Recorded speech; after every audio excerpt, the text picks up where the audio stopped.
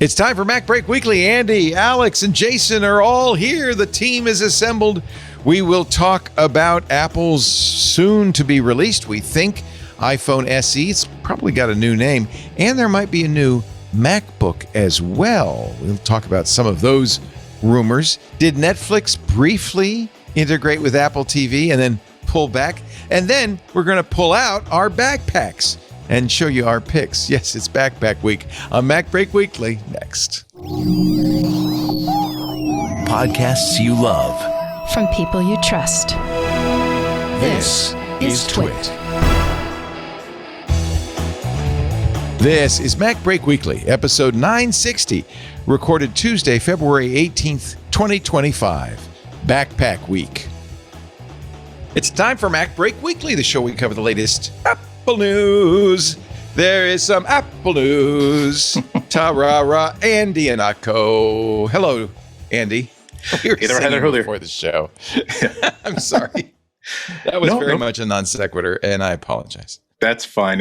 Especially in early 2025 in the United States, any day that begins with songs and music is a very, very positive thing. I support that. Any day that begins with levity. Mr. Alex Lindsay, officehours.global and 090.media. Hello. Hello. How are you? It's good to be here. Good to see you. You've been up since 2 a.m., I'm sure. At 4. I actually went to bed at 2 a.m. this morning, but good yeah, Lord. So it was a different Lord. side. Yeah, exactly. But normally I get up. Not 2 a.m. is too early. I'm not that crazy. It's not too early to go to sleep. It's too early to get up. Exactly. Yeah. It's just right to go to sleep. Yeah. Exactly. Jason Snell, sixcolors.com. Hello, Jason. Greetings, Leah. Oh, are we not all singing? Micah Sargent has completely taken over this network and we all sing. Oh, that's right. He is kind of a singer, isn't he? All singing all the time. It's good to be here. You're never not auditioning for your next gig. That's right. We're recording this at one day from something Apple is going to do that tomorrow. About Tim Cook says, I've got something really wonderful will happen. Yeah. And the iPhone 16e is what some are saying. Something wonderful. So he just tweeted it out along with like what you would expect to be like the picture you get like in the e-invite. And so now that's what Twitter is now. Twitter is like how they tell us that something's happening. This is Apple kissing the ring, is it not? Yeah, not the first time. People have also noticed that Apple started advertising on Twitter again. Yeah. So, yeah, it's all part of the same because that hashtag is one of those flash tags that you pay Twitter to do. I'm not convinced. I mean, I think part of this is kissing the ring. I think part of it is also that this is an existing marketing channel they already had, and so they have a whole system set up to do it. I would not be surprised. The challenge is that the two other most logical places for them to do this are Facebook and Threads, and Instagram are three most, right? And it's all Facebook. It's all Meta, and they hate Meta, right? So I don't know. Can Tim Cook skeet?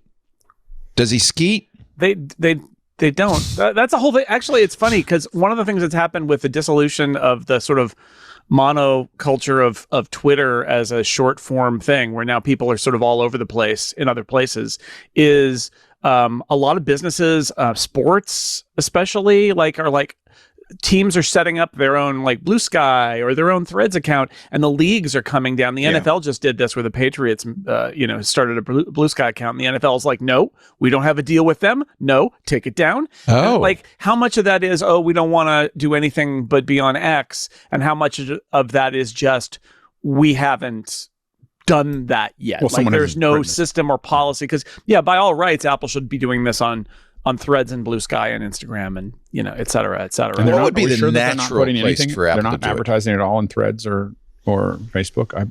I haven't seen anything like this with an announcement that they're doing a special, something that isn't an event.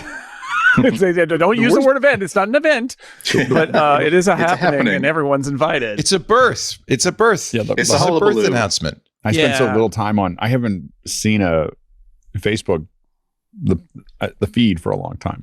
Yes. Yeah. So I open it up. I open it up and I check messages and then I leave. It's not on Facebook. Yeah. I'll save you a click. No. It's on X. There it is. Right there. Yeah. There's an Apple logo. Animated, no less. Well, yeah, but it's not. It's a video. So Yeah, Look at that, 25.5 million views. I guess Tim's justified, really. And there's the very first reply. I, Justine, blue check. I'm ready. Mm-hmm. I am a non-consensual blue check, just like Cory Doctorow. I'm not going to pay you $40 a month for that. I don't want to give you any money. But anyway, let's talk about the iPhone 16e, which is what the rumor says it shall be named. It's the SE's successor, right? Mm-hmm. Yeah, but they're not.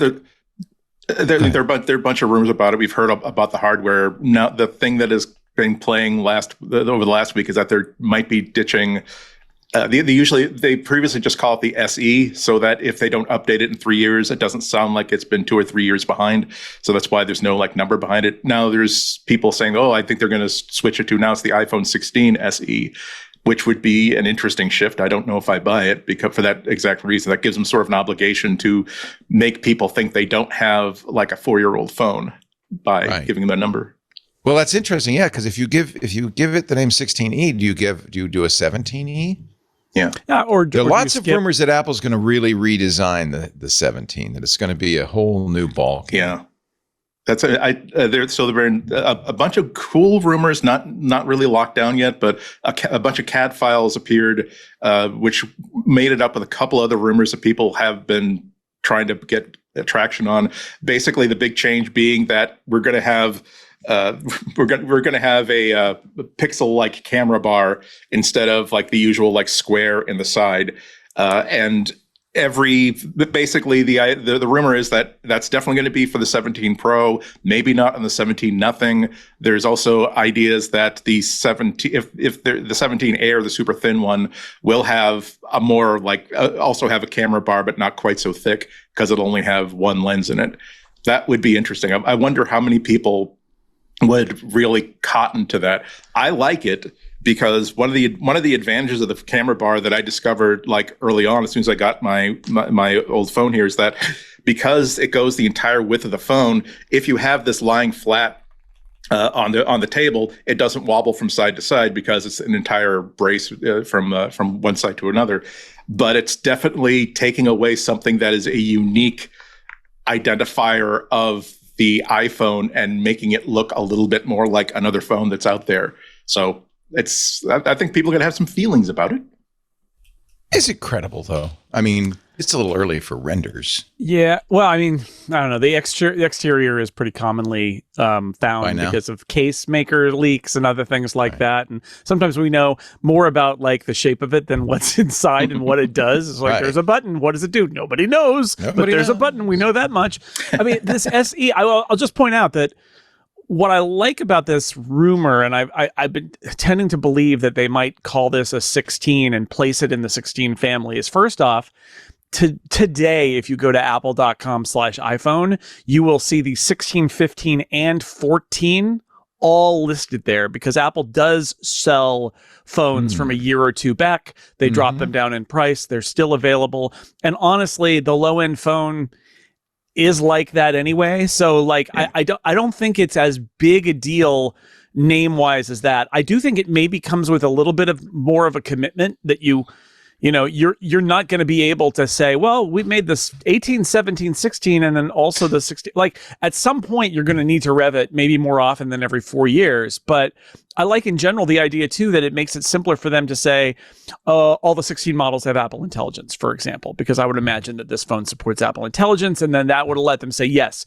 it does that, and you could cluster features together where like not every phone's going to have the same set of features, but maybe there's a baseline of stuff. There's an expectation that like 16 and later works, whereas now the SE is kind of an outlier, and so like, I mean, it's a weird kind of marketing decision and debate, but I think it's a possible, and I don't think it would be a problem. Yeah. I think the big difference this time is that it's going to be harder to really zero in on what makes this an other or a lesser kind of phone. What rumor has it it'll only have one lens, one camera that's on the back, that's fine. But the idea that it is rumored to have the same processor as the iPhone 16 and have enough RAM to run Apple Intelligence, that's pretty cool. That gives us a very long lifespan. Yeah. Yeah, so I mean, it's not. It's an important phone for them. I actually think one of the biggest challenges is going to be how good is it, and what does that do to their profit margin, and therefore what does that do to their price? Because one of the great values of this product is that it is a great value, and if they have to soup it up in order to get it to be 16 level Apple Intelligence level, does that mean the price comes up, and that would hurt sales in for some of their target audience for that product? And I think that, I mean, for the folks that are buying the Pro or, that's out there right now, or the 16, as soon as you take the cameras away, I still think you've already made, that's the only thing they have to change. And a bunch of people are going to make a bunch of value decisions about what they're getting. I still will always come back to the number one reason people buy phones is because of the camera. So I think that if you take, I think also out, Cadillac learned if you take the same model and you put fins on it, you can sell a whole new range of cars. Yeah. One of the reasons you make something look different is so that people who have the old phone feel like, oh, this looks so old. I want the new. But one of the rumors, Alex, about this phone is that they might actually take that 48 megapixel sensor, the one that they've been using for a couple of years in the Pro, and put it in the SE. And they could, and that would still make sense, except the thing that has me thinking very strongly about moving to I haven't moved to a 16. I've been like, I got a 15 Pro Max or whatever, and I don't know if I really need the 16. The wide angle 48 is the thing because I've gotten very good at shooting with the wide angle. Yeah. And so as soon as you figure out that you put the person's face in the center of the frame and then you gather this huge, as soon as that doesn't stretch them or distort them, it just shows everything else around them. As soon as you get to that, you're like, I really wish I had a 48. The 48 megapixel for that as opposed to just the 12. So yeah, and wide angle I think is a lot more useful than telephoto. I mean, you love to have both, but at the end of the day, if you don't have a telephoto, that means you get, especially with all the computational photography that Apple's doing, that means you get a slightly blurrier, lower definition photo of your kid or your dog, like out in the yard. Mm-hmm. If you don't have a super wide, that means that you don't fit everybody at the dinner table at the restaurant inside the picture, and you'd much rather have those faces in there. I think the only problem with the wide angles is like anybody outside of for me, the wide angle is great for landscape and one person or two people in the center of frame. As soon as you take one step off, the distortion starts to pick up so quickly that I find that having one or two people, I take a lot of pictures with my kids where like we were at the crater in Arizona, and I was able to put the two of them in the center of the frame. You could see the entire crater behind them, and so and that was just such a great shot that's when I really was like, oh, I really know how I want to use this lens. But now I wish that it was 48. And so I keep on going back. And I think that like for the 17, the easiest thing for Apple to do to get people to go to the 17 is just make the third one 48. Like just keep adding the 48 megapixels to each sensor, and that's enough for a lot of people to upgrade. I do hope, and I know that there's like so many back and forths with the 17 that they do the long strip instead of the corner, so that we potentially can get spatial images, spatial video, and spatial stills that are that have better interaxial distance. Like that have a wider, more diversity between the lenses. Yeah, but getting back to the reasons why they got to do this, it's really important for them to have an inexpensive phone. Oh, I agree with that. Because exactly. It's not going to convince anybody who was going to buy the iPhone 17 to, hey, great, I was planning to spend $900. Now I can spend just $500. No, but it will allow parents to buy phones for their kids that don't cost $1,000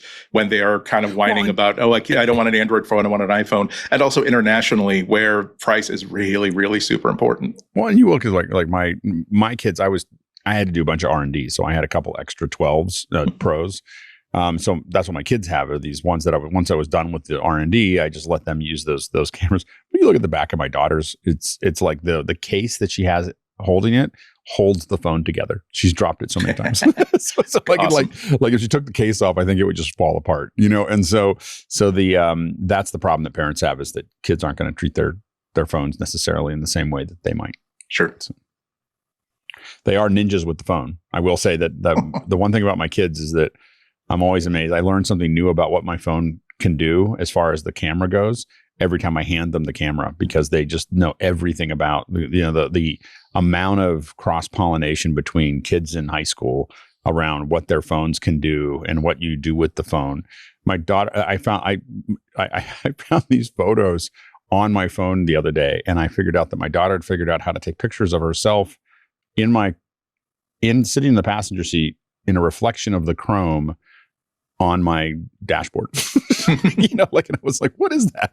And I didn't even know where it was taken from. And so they so I think that and I do think that it'll be interesting to see. I absolutely think that even on a less expensive phone, putting the 48 megapixel in, I think that they've amortized the capex at this point, into the development of it. It doesn't cost them much to add it, and 48 really does make a huge difference when you want to blow something up or put something together. And they have that whole pipeline, so they can bin it and make it a 24 with better quality, which makes the output better, because you don't necessarily, and nobody necessarily needs 48 megapixels, but it also gets you a much better 24 megapixel, and it allows them to have that virtual second camera where they just crop on the middle 24 megapixels of the sensor, and so. I mean, it's funny that we're talking about maybe having a 48 megapixel sensor on an iPhone SE, essentially. Yeah. I mean, just 2 years ago, that would have been bananas. But at this point, they have shipped that sensor in so many different models. And in fact, you could argue this is a way for them to use the first generation sensor that they've already kind of updated in the 16 Pro with this one. And they're going to put that 48 everywhere. So it makes for a low end iPhone, it actually will make that camera potentially pretty great and pretty flexible.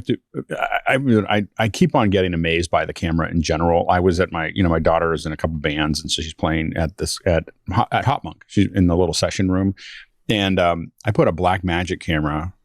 I mounted a Blackmagic camera. There's a place to mount them, in the Hot Monk, and then I used my phone as a handheld. There's two things that I noticed. One is that the phone did a better job in low light than the Blackmagic camera did. Number two was how much I could do with just my thumb of zooming in and zooming out, and all the computational photography of it, figuring out it's using part of this and part of that. And every once in a while I saw it would bump to another lens. But for the most part, it was just figuring out what are you doing right now, and what do you want to grab onto, and it was just it's a pretty amazing device, definitely worth pushing harder than I realized I had pushed. I'd been not in that kind of interactive zooming thing with my phone. Like I was like, I pick one lens, right? I pick the lens that I want to use, and it's pretty amazing piece of machinery. So yeah.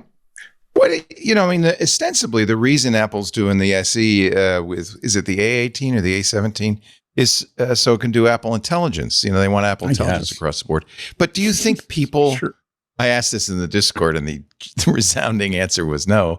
Do people want Apple Intelligence? I don't want it. I think eventually. I mean, eventually they will. The potential of Apple Intelligence, when it can look at all my emails and I can just ask it for the information from this. Hey, what email was that? There was a point that because I do this with ChatGPT all the time. Well, that's I open the thing. up You already have exactly. The whole thing is I already have something, but I open up ChatGPT on my phone. All the it's at least a couple times a day. I open it up and I go and I just push the button and I go, there was this thing that was like this thing. What is that? And it'll just figure out what that was. I was just like, how do I do the thing with the thing? And I'm very like it's kind of how I spell with Google. I don't know how to spell this word here. How do I spell that? And then I put it back in. That's so 1990s. Yeah, I was so.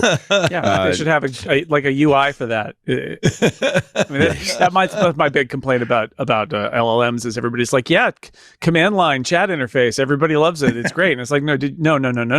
It's been 40 years. No.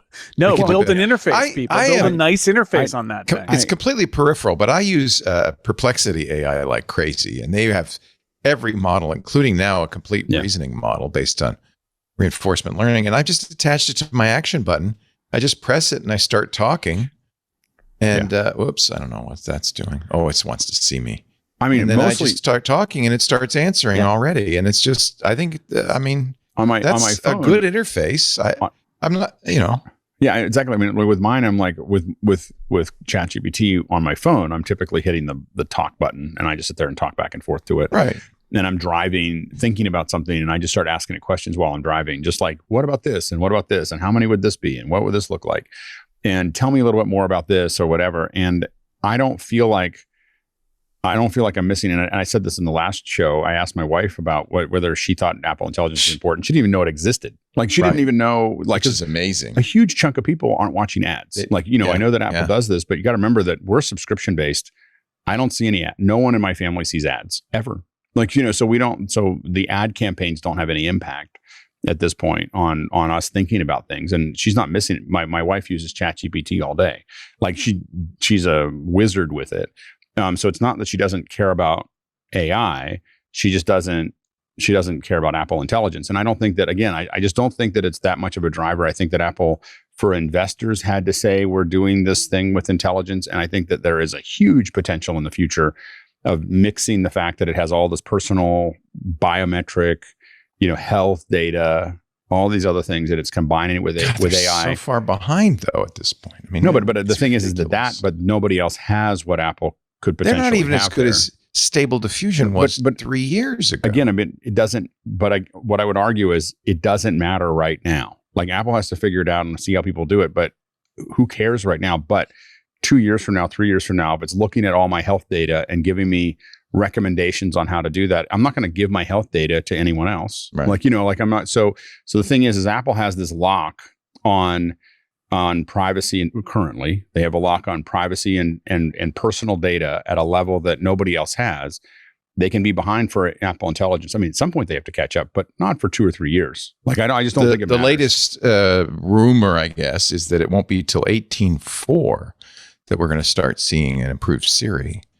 That's not quite. It's worse than that. The latest rumor is that the improved Siri may not make 18.4. Oh, geez. And keep in mind It's that Mark harder to Gurman do. has also reported that the really improved Siri is being targeted for, let's say, 19.4. Someday So, next year. I mean, if It's a it big just project. if it just didn't, It's play hard. the Even live version of Amazon the song, can't do it. They were going to put a That's right. smarter Amazon Echo together. They had a last minute live or die meeting on Valentine's Day, and they decided, it's not going to Just make die. it. We're Well, not the gonna hard make part, it to the her. hard part is that you can run loose and goose with ChatGPT, and if it's wrong, you go, oh, It that's doesn't funny. reflect badly on Apple. Yeah, right. The thing is that I think I was talking about this on the show, but I asked it for a router. I said, here's a 16-port router. I need an 8. What's the 8-port version of this Cisco and the 4-port version? It gave me the 8-port, and it was totally accurate. It made up the 4th port. The 4-port one doesn't exist, but it gave me a model. Like, it gave me a model, a breakdown of it, the specs, everything else. It just made it up out of thin air. And what I thought with ChatGPT was, that's funny. You're a funny guy. And But if I'll stick with the 8. But if Apple did it, they'd be, people would be putting it on Twitter, And so, so I think that the requirements that Amazon or Apple have to reach for their brand makes this way harder when we just understand that AI just is another version inaccurate. of the innovator's dilemma? And isn't that what's stung so many companies? Is their inability, including Intel now, is their inability to change with the time? or just it's just that there's so many places. I can't remember the exact quote, but Mark Twain said, it's not the stuff that you don't know that gets you; it's the stuff that you're sure about. That's wrong. And I remember I taught when I was teaching green screen. I Justine Ezra that's how I met her. I was doing a green screen in Pittsburgh, a green screen class in Pittsburgh, and she was in the class asking all the questions and everything else, and within months she was doing green screens that I would have never even attempted. Like, she was doing it with like little consumer cameras and handheld and in front of something, and and the keys weren't perfect and everything else, but she didn't, but she was building compelling content. And I looked at it going, oh, you can't do it that way. Or that's not the proper way to Would do have it. reflected poorly on your professionalism. But she didn't have to prove anything. She didn't prove anything, and she just ran with it. But I think that was a lesson for me of like, I might want to, experiment more. I just think that more than that, the stakes are just so much higher.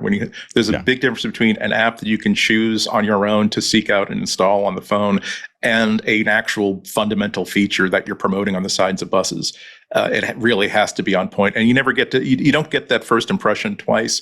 So you may as well. And as we've been talking about, we don't have a lot of experience with people who are wondering, gosh, how come my iPhone doesn't have all these AI features that are built into Claude and built into Gemini? So they got time to really ride this out. In the meantime, I'm very, very pleased and impressed that they are saying that we don't want to have a big wall divide between Apple devices that can do Apple Intelligence and Apple devices that can't. This idea about the iPhone SE means that they're committed that every single device that they make is going to be able to do Apple Intelligence. You're not going to be left behind, because these phones, they last 4, 5, 6 years. Maybe in 4 years you will be absolutely cut adrift if you feel like you don't have AI features, and at least your phone that you bought 3-4 years ago. Do you use Gemini on your Android device? Oh yeah, a lot. It's about 4 or 5 months ago. AI. Yeah, and it's very good. It's very conversational. 2.0 just came out. It's very good. You have to, as with all AI, you have to know what it's going to be good at, what it's not going to be good at. As usual, it's bad at things that have an absolute hard yes or no, right or wrong answer. But it's great for conversations. It's great for research. It's great for solving a problem and actually operating the phone via voice. I guess the best thing I can say about it is that I no longer wish that I had the Google Assistant back, because it took a while for it to actually just be as good as what it replaced, but now it is. Apple is starting to catch up in things like photo editing tools to Google and Samsung. Are they as good? Well, not really. Not really. Replacing objects is still really much hit or miss. It's early. It's not like they've been pushing this out as a feature for the past 2 or 3 years as Google has. I think and hope that they'll catch up. Interestingly, do people not care? I mean, does Apple have plenty of time, or are people going to start saying this is it's not up to snuff? Eventually, when do people go, hey, Apple, I think a Model we don't T. know. I think we don't know, because the question is, what will AI become, and will it be that anybody? First off, Apple's platform is strong enough in so many markets that, I mean, you just mentioned, Leo, wiring Perplexity up to your action button, right? Like, love it. You can have AI assistants on that platform without it being Apple's own, and I built never into use the system Apple at a low Intelligence level, ever. right? And it's okay. So that gives them a little bit of runway. Right. I think the other thing is just, it's going to take time to see whether this is a thing that is everywhere and dominant, and it could be enough to make people never buy an iPhone again, which is what Apple is trying to fight as a threat, or whether it turns out that people like some of the features that AI generates, but that nobody in the long run is going to say, I'm going to buy a phone based on what AI is in it. And we don't know. There are scenarios where Apple could get ridiculously behind here, although I would argue again that the existence of third-party competition to Google, first off, because Google is a major AI competitor and they have a phone platform. The other phone platform is Apple's. So even if Apple is a little bit of a laggard, everybody who's a Google AI competitor is going to want access to the iPhone, because it's the competition to Google. So I think Apple, there are threats here. I don't think they're existential. It's like, if Apple Intelligence doesn't take off in a year, Apple is cooked, is silly. But there is a question of what the consumer intent is in the long run, because I'm not sure, as much hype as there is in Silicon Valley about AI, I do not believe that a vast number of phone buyers today or in a year are going to say, I need it for the AI. I just don't, and Apple's tried it too. Apple's tried to sell Apple Intelligence, and it hasn't really motivated sales. I think that people are motivated by what it can do for them, but I don't think that the tech industry has really demonstrated enough about what it actually can do for you. Alex does it, but like, for regular people to be like, I got to have AI in my phone. And even if we get there, I believe that if Apple isn't all the way there yet, there will have partners who will. I have 2 or 3 screens dedicated to AI all day, and I do not feel like I need Apple Intelligence. Right? I don't feel like I have, because the other thing is that I'm using Claude for one thing, and Midjourney for another, and Runway for another, but the thing is, that to me, it's like I'm using each specialty based on what I think it's good at, or what I'm most comfortable using it for, and I don't know how I would pick one of them anyway. I do think that Apple, Maps was a disaster when they came out, and many other things have been, Apple has put out. They need time. So having people have it, and having people interact with it, and having Apple get to watch that and throw $1 billion a year into figuring it out 2 years from now, 3 years from now, I think that makes sense for Apple. I don't think that it matters. I think it could take 2 or 3 years and no one would miss it. No one's going to miss I mean, I don't know anybody that I've talked to that said, well, I just wish Apple Intelligence could be, other than when we're talking about on the show. No one talks to me about Apple Intelligence outside of the show. Yeah, but what's funny is Apple does on its ads like crazy. Yeah, well, I know, but Apple still thinks people care. It's still just a huge opportunity. Remember that Apple's business is all about, for good and for ill, making people stay inside the Apple ecosystem as much as possible. And imagine if they dropped the ball on Apple Photos and everybody was like, oh, you got to get on Google Photos. All the things it can do. Oh, it can do searches. Oh, it gives you all this extra storage. Well, and Apple Photos was just a place where you can back up your photos. So they have a very long runway. They have a lot of time to work this out, but they got to put some points on the board on a consistent basis. They don't want to lose that people's attention. I mean, I've said this before. I think they did drop the ball on Apple Photos, and I'm still using it. Yeah, just begrudgingly, because like, what am I going to do? Like, am I really going to go out and like rebuild? Like, this is the problem. Did you ever use Lightroom? I mean, you're a pretty serious photographer, didn't you? Ever use Lightroom? I had Aperture for a long time. Aperture. I'm still bitter about that. And so, I'm still salty about that too. Yeah, I'm pretty salty about the Aperture thing. So, and then after Aperture, I kind of went into Photos, and that was it. Like, I just don't have time to. Like, I'm not as serious. Are we all about salty? I'm just checking. We're all it was salty such a about great Aperture. app. It was such a great app. Jason, are you salty? Jason, I never really liked it. I did use it, but I never really cared. I had Salty everything. as this Like, chocolate covered literally. pretzel, Leo. Yeah. I'm as three salty guys. I'm as salty And- as a Cal Salt Lake about it. You know, like like it's like yeah, it's so frustrating. But after that, I never really took to anything else, and I just ended up using. Do you think the Photos future of photo editing is AI? Google seems to think so. Absolutely. I think it's a big. I mean, the reason, not the only reason, but probably 80% of the reason that I still have Photoshop and I'm still paying a subscription for Photoshop is the generative AI. I'm not making mid-journey images in Photoshop. I am selecting something and saying, get rid of this. And it gets rid of it behind a reflection, with seamlessly. Yeah. Or I say, or I make, the biggest thing I do is I make an image a little bit bigger, like I make the canvas bigger, and I don't even put something into it. I literally just hit the generate button and it goes, and it just pops it out. It's amazing. I mean, I had an image where, someone sent me a poster and I needed it for the broadcast, and there was a bunch of text on it. And I just selected the text and said, remove text. Boom, gone. Put it in the broadcast as a background. It's like, and so it was, that kind of stuff is so fast and easy. So, but I don't need Photoshop to do what Midjourney does, which it doesn't do very well, in my opinion. But go think a little deeper than that. It's not about necessarily generative AI and creative tools. It's about being able to say, "Hey Shlomo, lighten up this picture a little bit," and then understanding what you mean by that, or It's hard to pick out my daughter in this soccer photo. Can you make her a little bit more prominent, or could you get rid of that big trash can in the background? All this sort of stuff, you can do with just by expressing what you want it to do, and it's doing a hell of a lot of AI lifting in the background that you don't know or don't care about. All you know is that now you have this beautiful picture of your daughter that is no longer blurred. She's no longer motion blurred.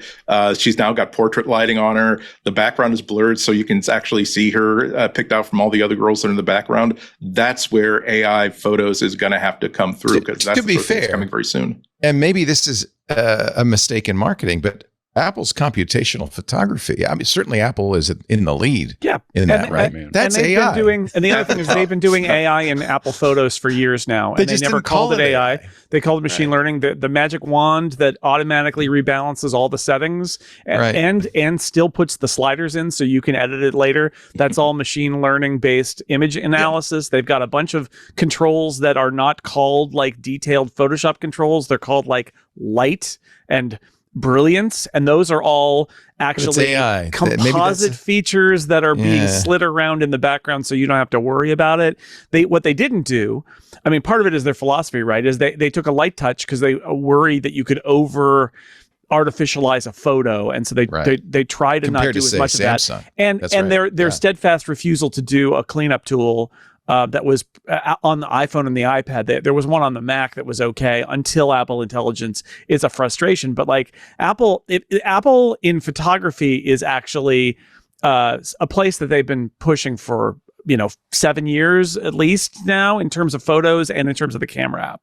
Yeah. They should have said something like, "We were AI before it was cool." They've said it. There's things that they talk about, like, and that are neural, the neural processors and everything else. And so, they've been using that to frame that, hey, we've actually been working on Apple Intelligence since 2017, when our machine learning people in our photo group said, "Wow," read Google's paper and said, "Wow, this could be incredible. Let's." As we're designing neural hardware for our photo stuff, let's also make it so that it will work great with these LLMs. And I think that Tommy Hermanston in our chat points out that Topaz has just released something called, have you seen this project Starlight? Yeah. Here's an example of a NASA photo, the original on the left, and the cleaned up Starlight version on the right. This is also AI. Yeah. Pretty incredible. Imagine how incredible it's going to be when you finally you can go back into the photos that you took with your iPhone 2, your iPhone 3, your original digital camera from like the early 2000s. And it's go back through all your photos and simply say, could you make this look like it's not crap? Like it's not a 640 by 480 thing that I got that was recorded onto a floppy disk. I've been using iMovie to make a photo tribute to Lisa's mom, my mother-in-law. And, they gave us a whole stack of photos. A lot of them are photos of a photo. In some cases, they're photos of a photo on a computer screen. Yeah. When you blow them up, they're horrible. But if I could, maybe I should see can you download this? Because that would really, I need something like this. And yes, I think in a few years that should be built into the iPhone and iPhoto. Well, they already have, since they bought Pixelmator, they've already got super resolution AI stuff that they own. Have they rolled it out? It's just in Pixelmator now, but Pixelmator's got it. Good, I'll play with it. Good. As an aside, that the purchase is finalized. There was not an announcement, but now on Pixelmator, say, hey, now we're proudly part of the Apple family. Yeah, I saw that. Yeah. And if you're wearing the Vision Pro, you can sit there and just point on any photo that you have in your photo library, and it makes it dimensional, like 3D, and it is amazing. Yeah. You're just like it was, like I grew up always wanting to have the, the little, I can't think of the name of the little thing you go down between, but looking at little 3D photos, and I'm amazed that I can just push on every photo I've ever taken, and I know that video is probably 6 months away or a year away. Well, that's what this Topaz thing is. It's for video. It's video AI 6, they call it. And what I think that what Apple's doing is that making it 3D video from a 2D source. Like it's using, and because it's doing 3D pictures, it does 3D stills from a 2D source right now. And it's doing it. And so you don't even need the stereo to take the picture. It's amazing, so it's coming together, I think that these are the little things that do make a difference for me. And I will say, I complain about the Photos app, but being able to open up my camera, I take a picture and go, oh, get rid of that. I just push down on it and it's gone. It's just, amazing. I don't even say anything. I don't type anything. I just push on the item. It selects, oh, I know what you mean. And then I let go and it disappears from the photo. And I found that it's been pretty seamless. So, yeah.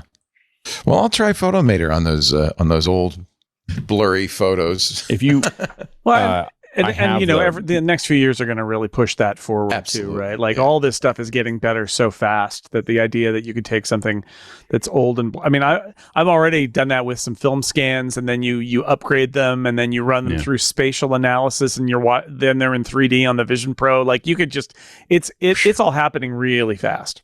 Yeah, yeah. My grandfather was a geek and shot like family stuff in 16 millimeter in the 50s. And so I'm trying to I'm working on getting those films and having them scanned, and then and then put them into this just to see what happens, because I think that it'll be amazing. I've even just a couple of years ago, the high watermark for astonishment still comes down to my favorite picture of me and my dad. Was just a quick selfie in my dad's kitchen because I got an early digital camera, and I wanted to show him how it worked by taking a selfie. This was before we had a selfie. Before we knew what selfies were, you just turn the camera around, even if it was a film camera, and it was such a beautiful, natural reaction. He's smiling, I'm smiling. It's spontaneous. It's the expression that I associate with him when I think about him 10, 13 years later. But the thing is, because it was just a blind selfie, half of my face is cut off. And to give I think it was Adobe's tools an impossible task. I just say, okay, fill in. I want to recrop this as an 8x10 and fill in the rest of the person on the left's face, and I'll be damned. It wasn't 100% perfect, but it was close enough that with 20 to 30 minutes worth of work, nobody would have questioned. It looked like me. They filled in the rest of my hat, the rest of my hair. It helped that like my facial features were mostly in frame. It didn't have to like invent a left eye. But I was like, you were supposed to fail miserably at that, and I was supposed to make fun of you. I wasn't supposed to be almost in tears grateful that I have a nicely composed photo of my favorite photo of me and my dad. And that was 2 years ago. Good heavens. Yeah. Need to take a break. We'll be back. We have some more, including an exciting new feature on your Apple TV. Oh, never mind. But first, psych. Psych. I think you guys know where I was going with that one. First, a word from our sponsor, Zscaler, the leader in cloud security. Over the last few years, it's become really apparent that the billions and billions of dollars enterprises have spent on perimeter defenses, on firewalls and VPNs so that the employees can get in and all that have not made us more secure. In fact, quite the opposite. Breaches are rising like crazy. 18% year over year increase in ransomware attacks, a record $75 million payout to ransomware in 2024. See, it turns out these traditional security tools aren't really protecting you like you'd like them to be. For one thing, the VPN expands your attack surface because you have public-facing IPs. And bad actors have something to latch onto. In fact, they're doing it faster and better than ever before thanks to AI. Plus, these VPNs struggle to inspect, as do the firewalls, encrypted traffic at scale. What does that mean? Well, once a bad guy gets into your network, it's presumed he's a good guy. He's an employee. So lateral movement is you can access all your data, anything, every app. And that means the bad guy is going to be able to find your emails, find your customer information, and exfiltrate it. They encrypt it and exfiltrate it, and your firewall can't see it, doesn't know what it is, and lets it out. So you're getting data loss via encrypted traffic and other leakage paths, and bad guys are just exploiting your traditional security infrastructure like crazy. They're using AI to outpace your defenses. Really, the time has come to rethink security. You can't let the bad actors win. The perimeter defenses are not enough. Those bad guys are getting through. They're innovating. They're exploiting your defenses. That's why you need Zscaler Zero Trust plus AI. So the key here is when you say Zscaler Zero Trust and AI, zero trust. It means just because somebody's in your network doesn't mean they can move around willy-nilly. They can download stuff, exfiltrate stuff. No. Plus, Zscaler hides your attack surface. So the bad guys can't see your IP addresses in your apps. They're just invisible. And they can't attack what they can't see. So no more lateral movement. Your users are connected only to specific apps, not the entire network. Your every request is continuously verified based on identity and context. If you don't have permission, you can't do it. So if you're a bad guy, you're just stymied, right? And it simplifies security management with AI-powered automation. For instance, Zscaler Zero Trust plus AI analyzes 500 billion transactions every single day. And it uses AI to find the real threats in all those transactions, the needles in those haystacks. You couldn't do it without AI.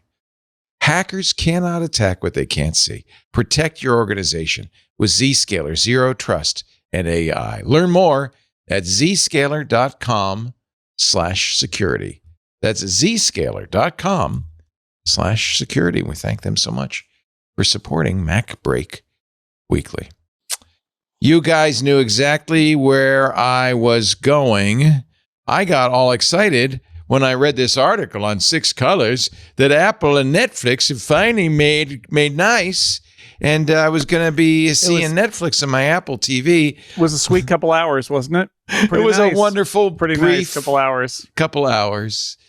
Netflix said, oops, I like your I like your How six do you colors. do whoops when like you Joe, actually create a whole feature and then Well, Joe indeed, Rosensteel, writing on indeed. Six Colors, wrote, Netflix deeply regrets accidentally making Netflix a better product for its customers. But it's not like you like ran So, into the ran We in- thought we'd like, have I a bumped really into your big laugh car. at I your mean, expense. Here's the thing. So the story is this is Apple TV app integration, which is they're the one streaming service that is Right. missing where you can. So when you cannot search add in up Apple next. TV, you can't find your Netflix Well, stuff, right? and if you stop watching something halfway through, it shows it in your up next, and it shows you the next episode, and it's just really nice integration for everybody but Netflix. And Right. to the point of, it does seem a little bit fake. Like, how could it be just, it was just a technical error? I actually had a comment. Look, they even from have somebody- this screen, right? No, so this is it. So I heard from somebody on Blue Sky, a guy named Mike Welch, who said, as someone who has written the code to implement this feature, there is no way it accidentally happens. And he Right. speculated that Yeah. they might have been planning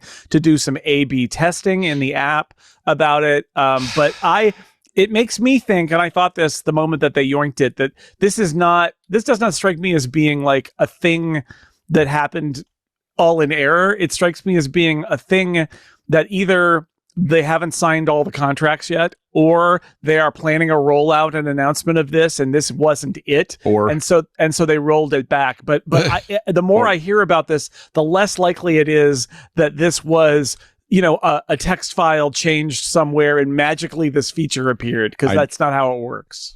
what it looked like to me, as someone who's been in the depths of many of these companies, is that a team, probably in some meeting, mentioned they were working on it, and everyone said, okay. And then they did it.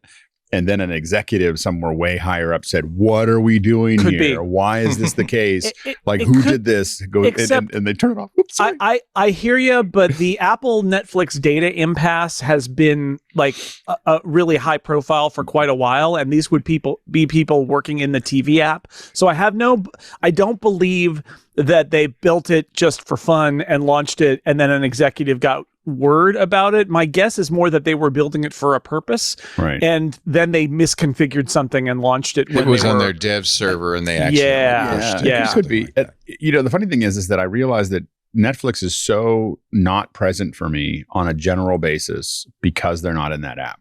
Like, I don't really, like, I go to Netflix every once in a while, and I have to admit that because it's not in the rest of the ecosystem, every month I go, do we watch enough Netflix to like stay subscribed? Because I just don't, and I realize it's partially because I can't search for it and I can't figure out, like, I can't. Yeah, I think you're an outlier, Alex. I hate to tell you, but Okay. I watch Netflix all the time, and there's a What lot do of you good watch stuff on there. Netflix? It's just very inconvenient because I can't see it in my What are in you my watching Apple on TV. Netflix? Oh, there's all sorts of good stuff on Netflix. I can't remember off the top of my head. I'll have to log into my Wallace and Netflix. Gromit. Well, I just Mentions must follow. canceled my Netflix after You being did? there since the beginning, because and it's a combination of I Well, they don't think just a lot of raised their it. programming is for me. Yeah. They raise their prices again and again and again. But to Alex's point, I will say the moment that in those heady 3 hours where this was happening, I did have this thought of like, I would probably watch Netflix a lot more if it was Yeah. properly integrated. The in Diplomat, Apple TV. That would be excellent. easier. Love the Diplomat. Highly Red. recommend it. Night Agent. Yeah, it took me a while. First season was good. Second season is not as good, but it's there.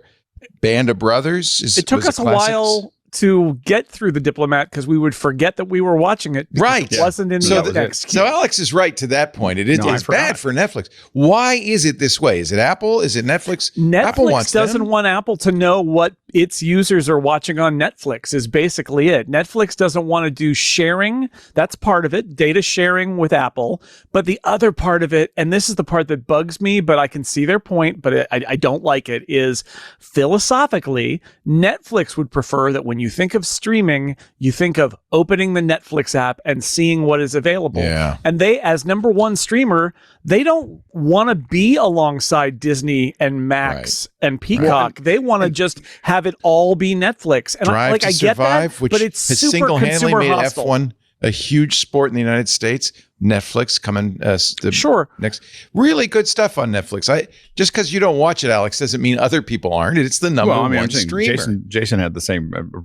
It was the last for me. Every time the time to make a decision, which is what everybody does, is when they raise the price. You go, am I really watching this? And the problem is that I do use the Apple app so often that the Diplomat I got halfway through the first season and then forgot that I was watching it.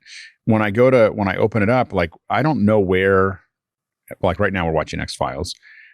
I don't know where, which is in HD again, by the way, just in case people are wondering. I don't know where X-Files is, to be honest. Like I don't know what service it's on. No, I don't either. I just And know you're that right, I if go it's to the not Apple up next. TV. Yeah. I go to Apple TV and I go, oh, it says, do you want to watch the next episode? And I go, okay. And it'll be sitting right next to Reacher and right next to The Pit, and which are the things that I have a tendency to watch.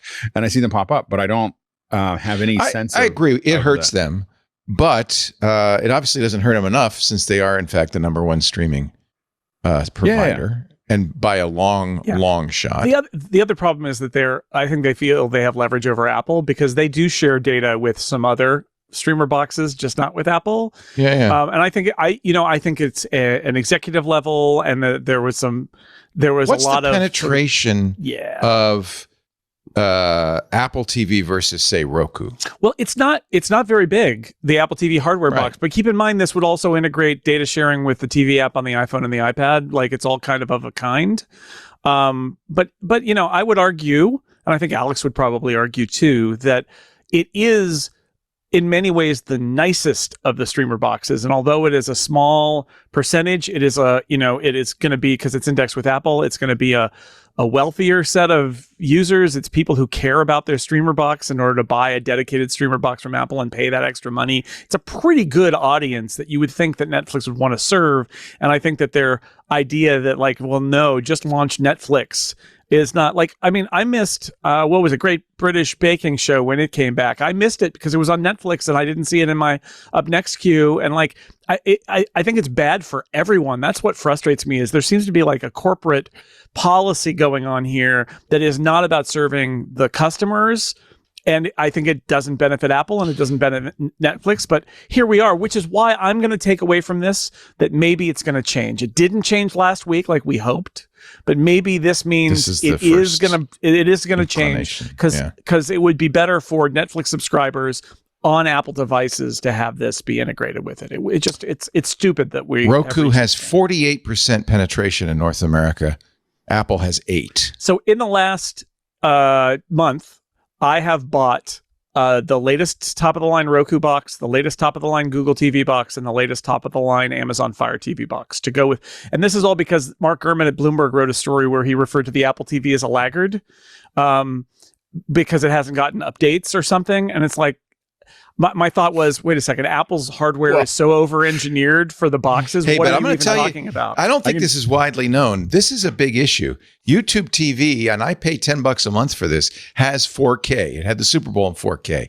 Its codec is incompatible with the Apple TV. You won't get their upscaled 4K on the Apple TV. You will get it on your Roku, That's your not Google true. TV. That's Are not you true. sure that's not true? Yes, Apple. It's been about a year now that codec is supported on Apple TV. So that should change. I watched the Super Bowl in 4K on an Apple TV on YouTube TV. It's not true anymore. But my point being, those that's boxes, a big deal though. Those boxes, there are a lot of those boxes out there. But you know what? The truth is that this market, the embedded video player market, it's primarily things that are in your TV. And those are very slow and very bad. Yeah, Samsung's probably the dominant player. Well, and Roku. There are a lot of Roku TVs out there too. And then if you buy a box, a lot of the streamers that get bought are super cheap. I bought the good ones, and I've got some opinions. Roku is super generic. Amazon is really good, but so full of ads that it makes me furious every time I use like it. the new Google TV a lot. Is pretty good, especially if you have YouTube TV, because then the integration is pretty direct.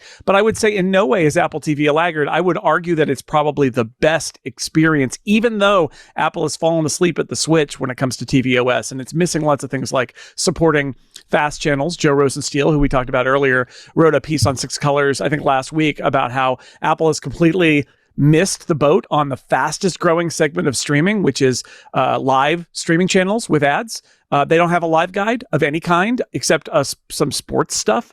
And it's a huge mistake that they need to get on board. But despite all of that, like that Apple TV box, it's really good. It's really fast. It works really well. There's so much to like about it. And so I think that, whatever 8% of the streaming box audience buying those things, it's a good product, and Netflix should probably serve its customers on it better. it's the BMW of doing It is. this. It's a luxury car of streaming it's boxes, a luxury for sure. car experience. It 100%. is definitely at not nearly the cost of a luxury BMW. But I will say, as someone who streams to these things, who has to look at the back end and look at what we can and can't do, it's somewhere between 5 and 10 times more powerful than the next one down. And it's like, it is just so much more horsepower there. And so when we want to send the highest bit rates, when we want to send the highest quality, when we want to send Atmos and Vision, when we want to send all those things to an endpoint, it's so much better than everything else. They if they didn't upgrade it for a decade, they'd still be twice as good as the next one up if their competition updates every year. Have you tried or have you looked at the NVIDIA box? Yep, they're good. Because I think that's a pretty darn good box it's got AI upscaling built in. Yeah, I don't like the interface. Very good processor. It's a terrible interface. It's Android TV. Yeah. But I think that we forget that the way to add value, the cheapest way to add value to a product is interface and training. We were just talking about this morning in office hours, is that when you have a bad interface, it doesn't matter. Microwaves have a bad interface. And so all I know how to do is time and start. Because they have a horrible interface and no training, And so the thing is that it doesn't matter whether your product can do something if it's hard to get to the dial. Then you're really just dealing with geeks, and so to get general people to use something at its highest level, you need to build an interface that allows them to easily do that. And most of the industry doesn't get that. They just don't get that interfaces are important. I mean, you can see by when you look at their interface, and the folks that care, you see great interfaces because they know that matters, and so I think that's the problem. The NVIDIA Shield is fine. I mean, it's fine. It works well. It's powerful. It's not Codec wise, does it give you everything you want? Specs wise, it's still not as powerful as the Apple TV. It's not. Okay. Of course, it's like 3 or 4 years old now, the current version. But but it's still not as powerful as the Apple TV. But how old is the Apple TV though? The 4K Apple TV is a couple of years old too. But what else is it supposed to do? Right. I mean, it's so overpowered for all this stuff. Right. It does feel like Apple. I mean, it feels like Apple wants to be able to do some more in the future, and you just feel like they're just not turning things on, because it's like, why would you overbuild it to this degree? So that's the unknown is why they're not putting more into it. Like, for instance, Apple could easily, the newest Apple TV supports, I believe, 2.1 HDMI or whatever. It could do 4K 120 and deliver content that we're streaming at 4K 120. And if they just flip that on for sports, and decided to do MLS or MLB with 4K 120 and build a pipeline for that, well, they're now showing you something that you can't see anywhere else. I think, and those are the kind of things that Apple could do. And then, of course, it could be a great gaming platform if they were able to get games on it that people wanted to play. The arcade is fine, but I mean, I forgot about the arcade. When it came out, we played with it for a little while, and then we were like, okay, there's no games here that are that much fun to play for a long time. So, will we see a new 27-inch mini LED backlit studio display? That's the rumor. And if feels so, right. Feels right to me. It's basically timing. Mark Gurman said, I think, or it may be the display analyst Ross Young, but the idea is that that there's no interest from Apple in revising the Pro Display XDR. Like, that seems like a dead product. That it was and it was fine because it was too expensive and it was really inappropriate and it was just a weird product. Studio Display, on the other hand, very popular. It's good, Despite right? its price. I mean, Alex mentioned the Mercedes earlier. Like, Studio Display, when it came out, and especially now, like, it's too expensive, but it's an Apple product. It works exactly as you'd expect an Apple product to work. I have 2 of them. It's good, but it's also showing its age. There are better backlighting techniques you could use. It needs a better webcam. So doing a new version of that, maybe ProMotion as a good pairing for modern MacBook Pros, modern Macs, like if they're coming out with a new Mac Studio, good time to do it if it's ready. So yeah, I think the Studio Display has actually been a success. The fact is, there aren't a lot of Mac compatible monitors that give you the resolution that Apple expects in all of its devices. And there are a few now, but I think Apple learned its lesson last time it abandoned the monitor market, which is without Apple to sort of plant the flag, it gets really thin on the ground for Apple users who are looking for external displays. Yeah. And by the way, it's a Alex mixture of Lindsay, there's resolution and also color. Breaking Bad. There's The Crown, Adam Sandler's comedy hit, Love You. Ripley. Did you see Ripley? You would like Ripley because it's black and white, and it was. I saw think the shot last with Ripley. Alexa. It makes me horribly uncomfortable. No. This is a series. I know. I saw the movie, and it made me. The No. storyline makes me so uncomfortable that I don't know. I don't Mike, watch TV. It's really beautifully done. You should just look at it. Look at it. Yeah, You should just look at it. But you'd have to have a Netflix account to I have really one. watch I mean, I have one right okay. now. As I said, I haven't quit yet, but I American look every month and go, Primeval was violent, but pretty good. I'm just looking at all the things I've watched.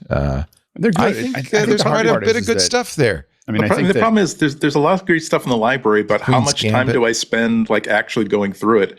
It's like at some point, I'm with Jason. I also like canceled Netflix as soon as the new Wallace and Gromit film came out. feel And I saw like it. an outlier for having it. And it's like, well, no, I'm not suggesting there's a big stampede, but I think that the tendency is for people who are in any way like budget conscious, and that can include people of it's well for if you find that when was the last time that I found myself spending like 2 or 3 days watching a series on Netflix?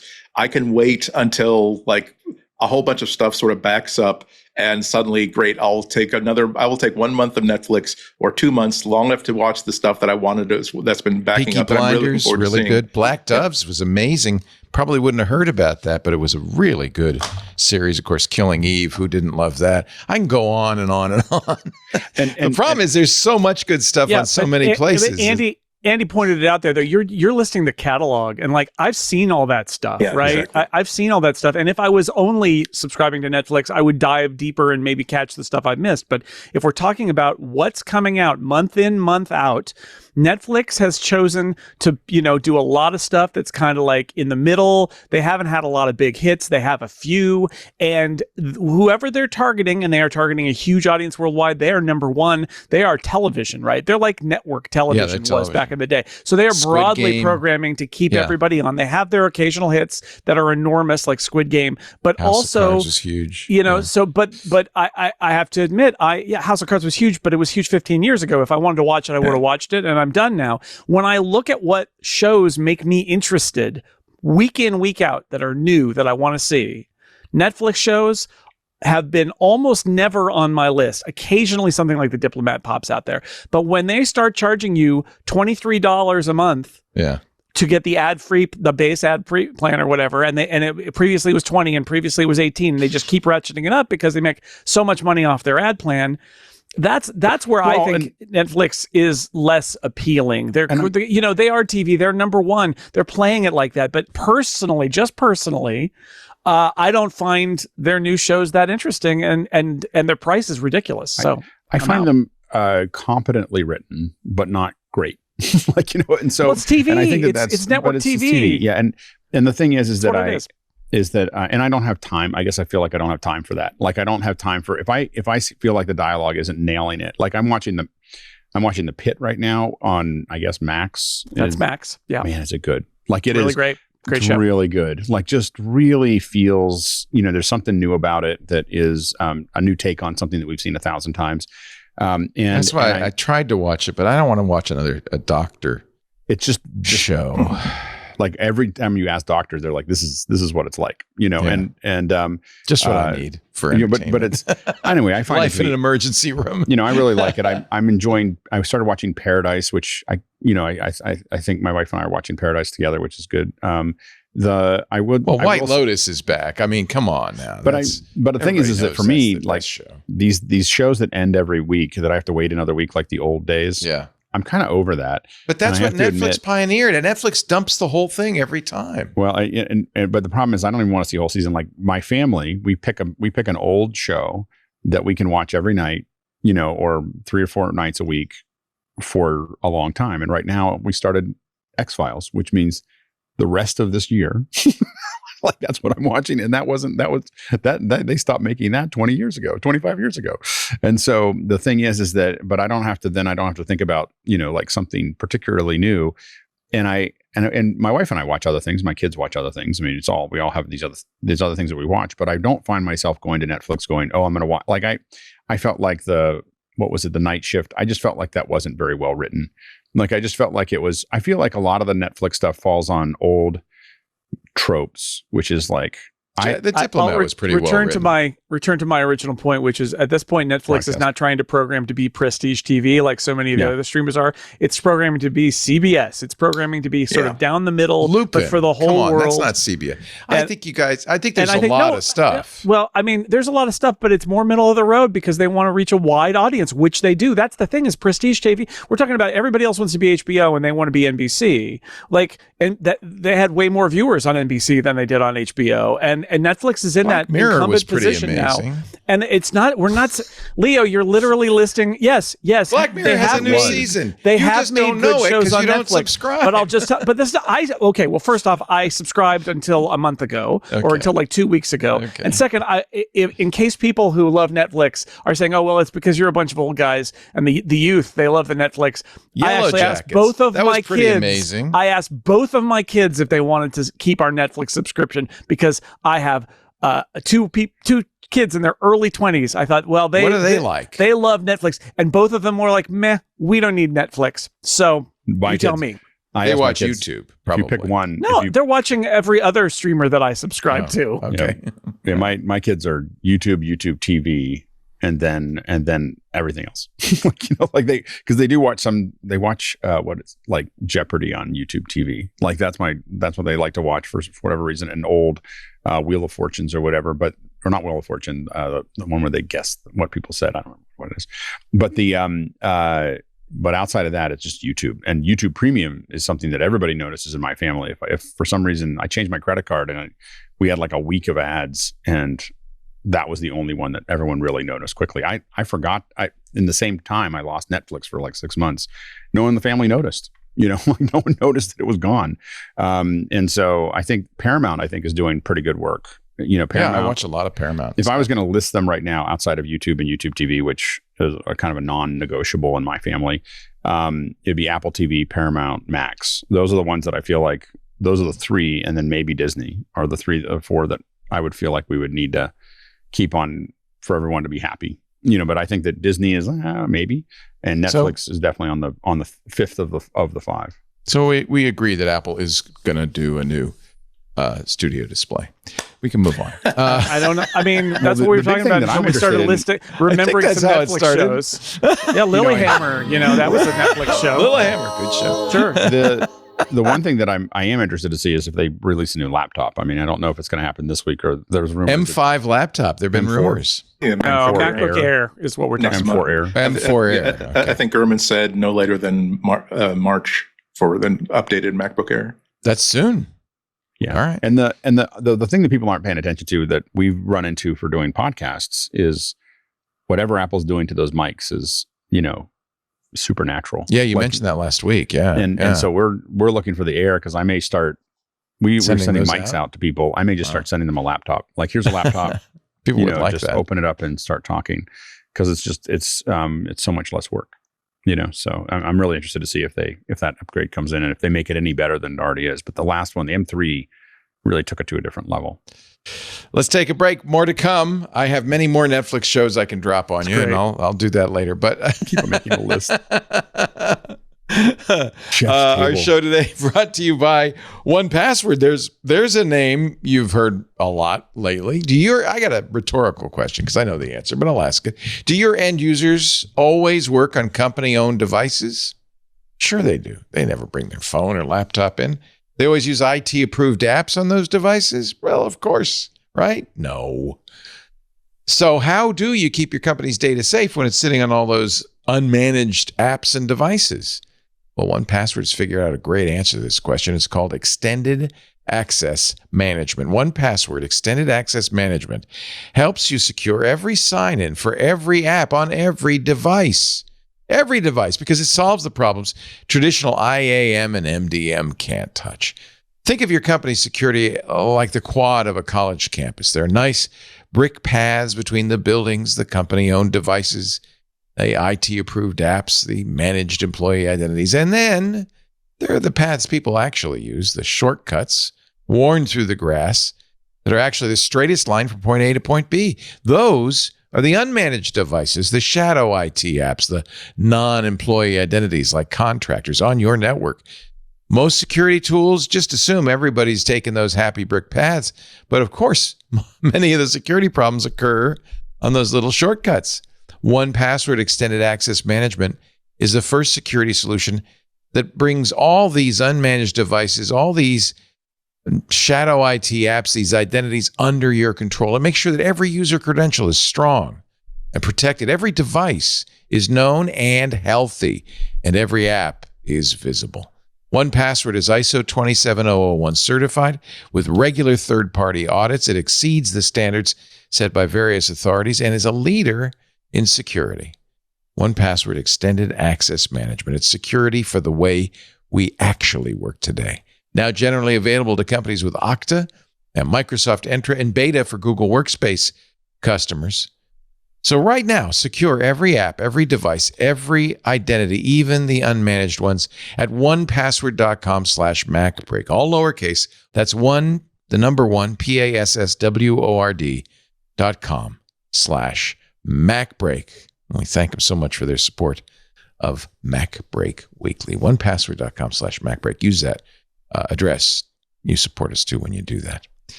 So Apple apparently making many iPhone 16 Pros in India now. China's not too happy about that. 9to5Mac reporting China's deliberately hampering iPhone production in India in 3 ways. Apple wants to boost its iPhone production in India to 25% in the next few years. But the Chinese government, for obvious reasons, is not crazy about that. 2 reports in the Financial Times say China appears to be making it hard for engineers to go to India. The Financial Times says Beijing is tightening its grip on cutting-edge Chinese technology, aiming to keep critical know-how within its borders. Hey, don't we do that too? I think we do. With EUV, we don't let the Chinese have it. We don't let them have the latest NVIDIA GPUs.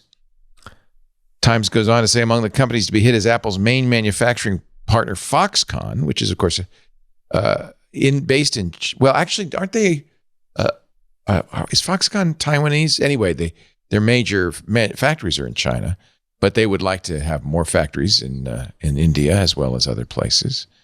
Chinese authorities also propose new export controls to keep the key battery technologies in country. They want to keep a hold on it. They want to know that they can. Yeah, say, of course hey, they we're do. Not. And the problem is that China's doing all these things that scare the bejeebers out of all the people that are doing work there. And the United States is talking about, tariffs and everything else. It's not a good place to do work. And so they're trying to make, and so as people are leaving, they're like, hey, how about we hang on to some of this work? And how do we make sure that we slow that down as much as possible? But they're telling the legacy node component manufacturers in in China that they can't establish plants in India either. And of course, that's one of the big advantages Foxconn China has is all of the suppliers are right there. Right. Well, they also means that all those supplies are being flown in. So at any point in time, China could close the border, cut it off, and the Indian plant can't continue to move forward. So when it says they make them, they don't make them from the ground up. They assemble them there. Right. So that's the real challenge that China's trying to figure out a way to hang on to it. I'm not sure. This is a small component of a global trade war that is rapidly emerging that is going to make all sorts of things difficult, I think. Well, and I think that the thing that hangs over all of this is that China keeps on making all these overtures to invading Taiwan. Like if they weren't doing that, I think a lot of people, if they weren't worrying everybody that someday this dance is going to end, because if China goes into Taiwan, like everything ends. The United States is not going to allow us to be importing stuff. Well, maybe they will now. I don't know. But it gets much tenser, much more tense if China goes and makes an actual attempt on Taiwan. But everyone's worried about that. And you can't move this pipeline over a year. So all these manufacturers are spending the next decade trying to diversify away from China. to minimize the amount of exposure they have to the country, regardless of the 10% tariffs and all the other stuff. It's China's threat against their attack on our information. They're trying to get information from us from every way, shape, or form. I mean, at this point, I don't think it's safe to buy anything that's owned by a Chinese manufacturer that makes something that interacts with your information, like your personal information, is probably not safe. And number two is they're threatening Taiwan all the time, and all the seas around it. That's a huge destabilizer, and that makes everybody, want to not be there. And it feels like a really big unforced error, but we don't know what China's needs are. I mean, they're on a demographic implosion that will probably, if they don't figure out something else to do, they're going to have their own problems anyway. The good news is TikTok is back in the App Store. It is back in the App Store. So there you go. So you can install it again. For some reason, Google and Apple both were reassured by a letter they got from the U.S. Attorney General, Pam Bondi, saying the ban on TikTok wouldn't be immediately enforced. Oh, well, in that case, they put it on Thursday. They restored to the TikTok app in their respective stores. I don't know how much I don't think any of this really impacted anybody. It's just weird because, the cost to them, reason they pulled it down is a huge cost to them potentially. $5,000 per download or per download. Access. Yeah. Right. That's a significant, penalty. So I understood why they pulled it down. I really don't understand why they put it back, because this letter is not exactly saying, oh, don't worry, you're indemnified, nothing's going to happen to you. They say, we're not going to do anything to enforce it immediately. Yeah, that reminds me of something that I've read about how Vladimir Putin works, which is that, you know what, we are not going to go ahead and take bribes, senior officials. Like we're not. You're our guy. You're going to work great. It's okay. But then that means that, oh, by the way, if we ever want to get rid of you, we will simply charge you with taking bribes. Not that I think it's like The Godfather thing, but it's like normally. I ever need your services? Yeah. At some time in the future, may never come. And that time may never come. Yeah. I mean, normally a multi-trillion-dollar corporation would like something more than, hey, I wrote you a little love note saying that pinky swear we're not going to prosecute you. I have to think there was more exactly. than something in the background than this letter from Pam Bondi. I don't feel like that's sufficient to reassure Apple's lawyers, who did not rush to put it back in the store when the president put this, the 75-day hold on it. Yeah. Yeah, they must have gotten some reassurances, but you're right. It's just a love letter from Pam Bondi, and you can take it for what it's worth. Right. But I think the calculation there is they've got the money if it really came to that, and they've got a letter now that they could show to somebody and say we didn't, we were reassured or whatever. But also there's the counterbalance of making the administration angry at you if you don't do it. So is that the stick? I mean, we know what the carrot is. Is that the stick? Is like, hey, if you don't put it back, we not. Everything that they've done, that all the tech companies have done, is we do not want to be on the wrong side of the Trump administration because, and you know what, it is symbiotic too, because I keep saying this, but like these are great American corporations, and it would be hard, I would think, for an American president to, disfavor an American corporation over foreign competition. But that said, they don't want to, they know that they could be in trouble because there's all sorts of investigations going on. So this is, I think they are treading lightly. And so they didn't, probably what happened is somebody in the administration was like, why have Google and Apple not put TikTok back on the store? And they're like, well, they're worried about this. Well, Pam, write them a letter. And here we are. But then they feel like they need to do it now. But they do have a really big stick within Brendan Carr. Like even before he was sworn in as a commissioner, the new chairman of the FCC. He basically, exactly. He basically, again, his big demon tweet about how you're all part of this censorship cabal, tech cabal, and essentially saying that, by the way, that we have we don't, as chairman of the FCC does not need any special laws or anything to basically ruin your entire day, because Section 230 basically says that we need you. All you have to do is have a good faith effort that you're moderating your forums and your publications in the interest of the public. All I have to do is say that you're not doing that in good faith, and suddenly, if you want to be sued by everybody, including the president, for $20 billion for defamation, that's going to happen. So it's a very scary situation. I would really I would love these people to, I would love these CEOs to take a firmer stand.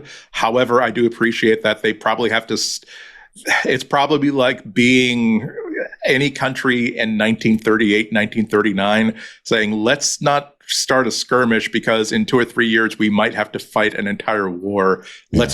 Let's save all of our warfare for when we actually have to fight. I would hate to be a CEO. Yeah. Right now, it's just the uncertainty is palpable, and I don't know how you run your company. You just do the best you can. I mean, Tim Cook's amazing.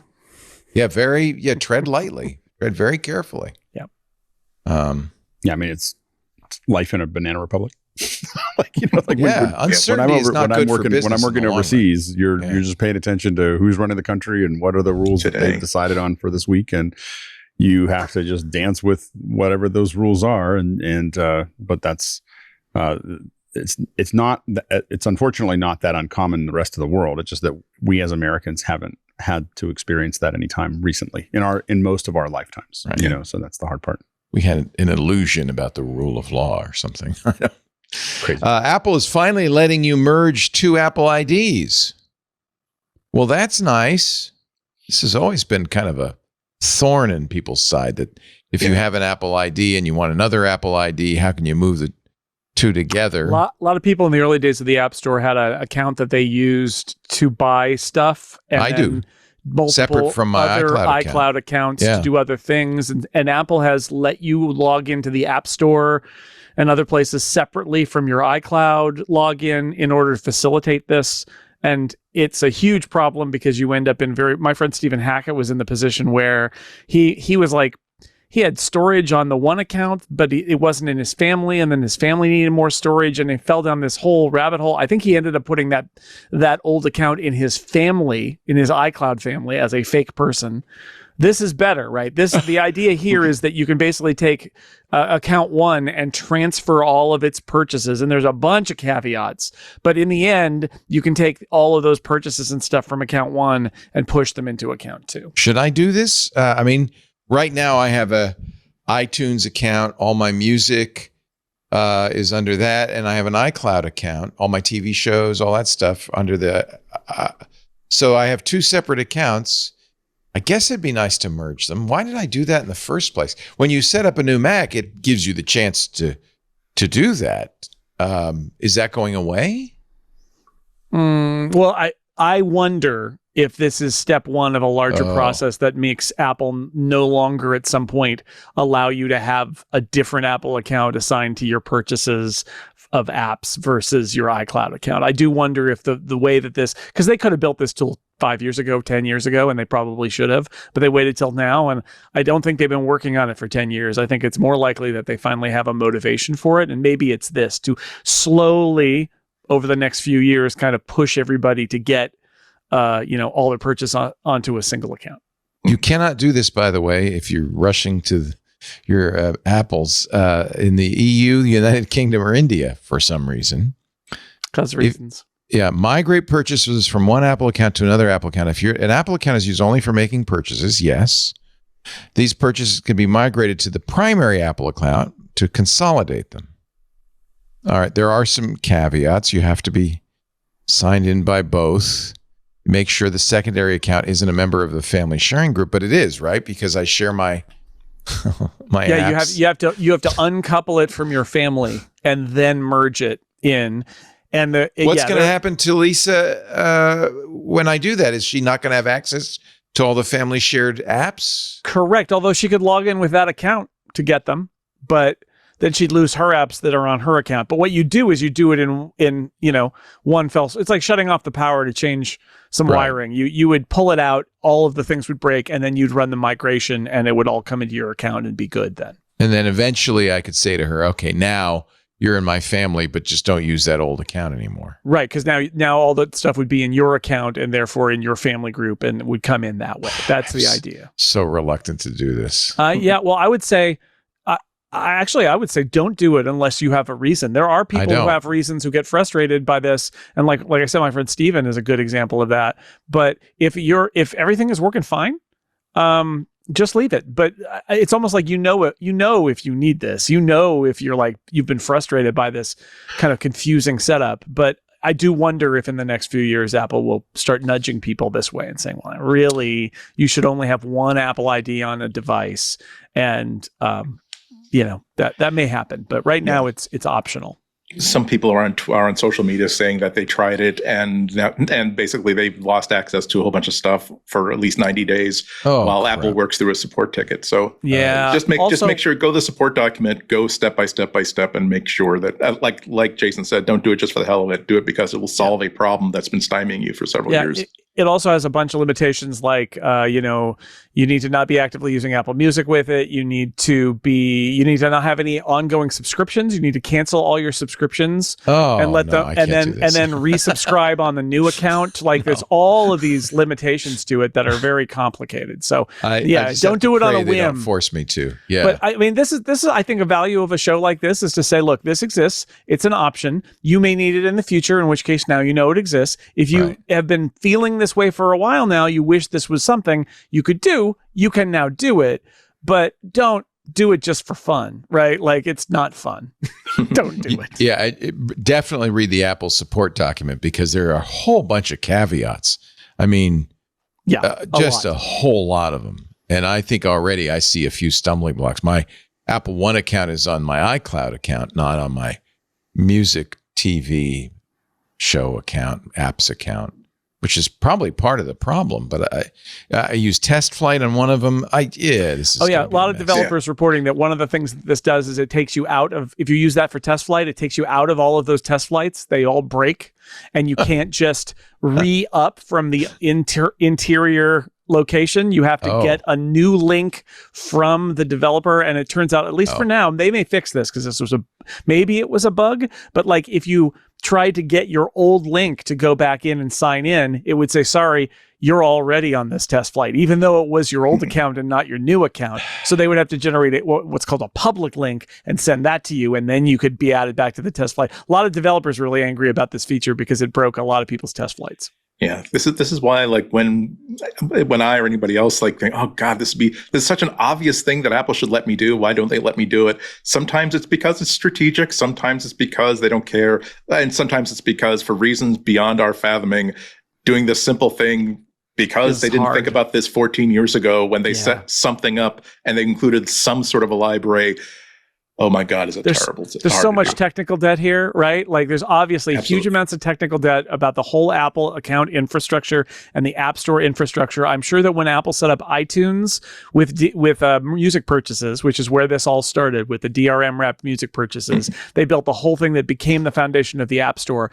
I'm sure at that moment, they were not conceiving that what they were building would ultimately have to honor and support all of Apple's services that would be 1,000 times bigger than what it was at the time for 20 years, 25 years, right? Like, and so it's all that tech debt that's sitting there, and you can see it. That's the thing I think is most fascinating about this story is all those caveats. There is a detailed technical reason why every one of those caveats is there, and you don't want to know the reason because it is it is a database format or it's a legal contract about the DRM key that is used, that is with the vendor of the app or the movie or whatever. Like there's a whole, like you don't want to know, but you can look at that list and see, oh, like Andy said, this is why they haven't done it before. Because it's not, how hard could it be? You could implement this feature in a month. It's like, it's really hard. I have problems when it gets confused between my .Mac and .me. Yeah. I mean, you're the one that changed it. Like I've been using the same thing for, or our iCloud. And Mobile Me, remember that? Oh man, Mobile Me. Why did this happen in the first place? How was I allowed to have two Apple accounts? Because the I don't account even you were remember. using for purchases was not necessarily your account. There were a lot of people who did this, where it was like, then you set up an iCloud account, or you had a Mobile Me account. I thought I was and then being you had smart. a lot of them was you had a Mobile Me account, and then you had an account attached to your email address. Also, at some point, you could just sign up as a screen name. And they've undone that recently, but like, so you end up in this position where you've got like, oh, here's my email address for this, but I already signed up for Mobile Me with a, jsnell@me.com, and now you've got the two. And then 15 years passes, and here we are. You forgot why you did it in the first place. Yeah. One of the accounts is my regular email. One of the accounts is a .Mac email. Ay, what a mess. I'm not going to touch it. But I do think the day is coming when Apple's going to say, oh, by the way, you can't do this anymore. And then I'm going to be sad. Very, very sad. Who is Matt? Is it Gemmel or Gemmel? You were writing about this. Gemmel. He's an author. He's a former computer programmer, and he does a bunch of stuff now, including write books and still does some computer stuff in Scotland. And he wrote a piece about how he spent the last few years as iPad only, and he went back to the Mac. And what I like for about 8.5 years, he's been using an iPad as his full-time computer. That really does add to the and serving as engineer of the enterprise. Apparently. Yeah, that's what I was going to say. I can't take much more of this, Captain. In recent years, we got an emergency use shared household M2 MacBook Air. So for some reason, he decided he does not sound even like after 8.5 years, he's going back to Mac. So what I like about this is so many of these stories have appeared, and they're always like angry and they're like, oh no, the iPad is terrible and all that, and everybody goes, see, I told you, whatever battle they want to fight at that moment. And what Matt's story is really good about is I don't agree with everything Matt wrote, but I really like the fact that he's really clear-eyed about what's bad about the iPad and what's bad about the Mac. Right. Because he's kind Neither of is in this perfect. neutral space where he's able to look at the Mac now. He's a longtime Mac user, but not for 8 years, and sees all the things about it that as somebody who used an iPad for 8 years, he now looks at, and instead of taking it for granted, is like, well, that's just what the Mac is like. He's like, no, that's dumb. Why does it do it that way? But in the end, he decided that there were too many things that he wanted to do.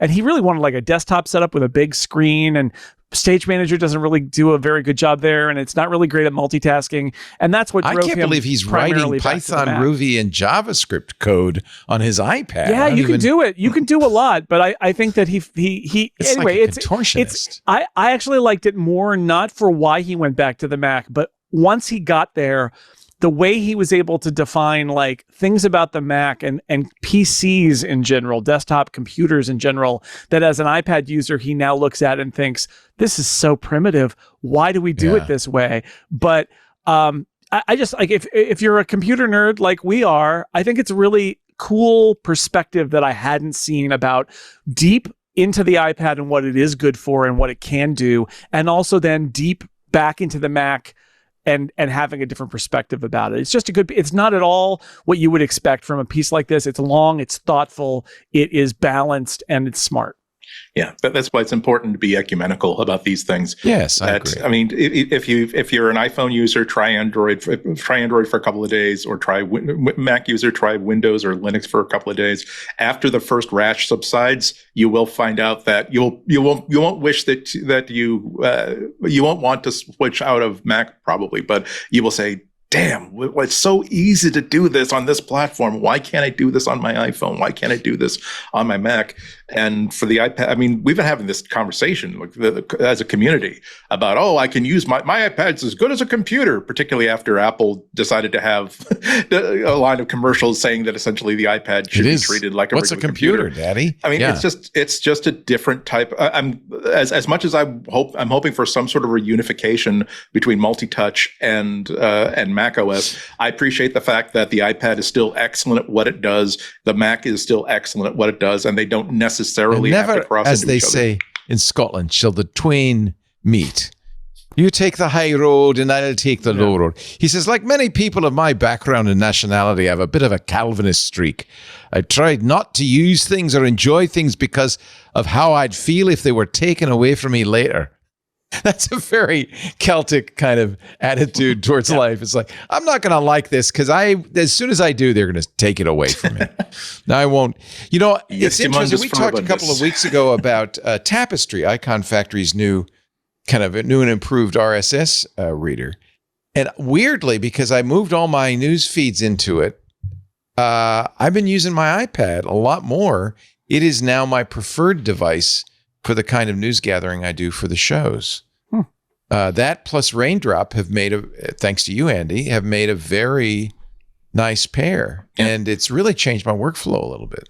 I'm really glad I'm in a position that I can actually have both, because if I'm going to New York for 3 or 4 days, like unless I need video, unless I need to do a podcast with video, it's like there's no the Mac is not only overkill, it's not fit for purpose for all the things I want to do for 3 or 4 days, like including 3.5 hours on a train, including like doing some work in a coffee shop, and the fact that it complements the Mac so well, it justifies the amount of money I spend on it.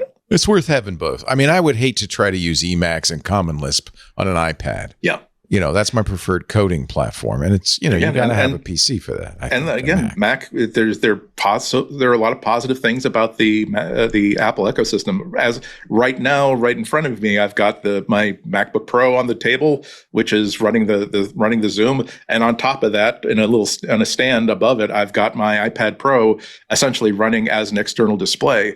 All the different ways that, and it's not a special thing, it's not a special app, it's not oh, thank God it's working right now. It's just what the iPad does for me. And I'm not I'm not the sort of person who can or wants to spend money frivolously.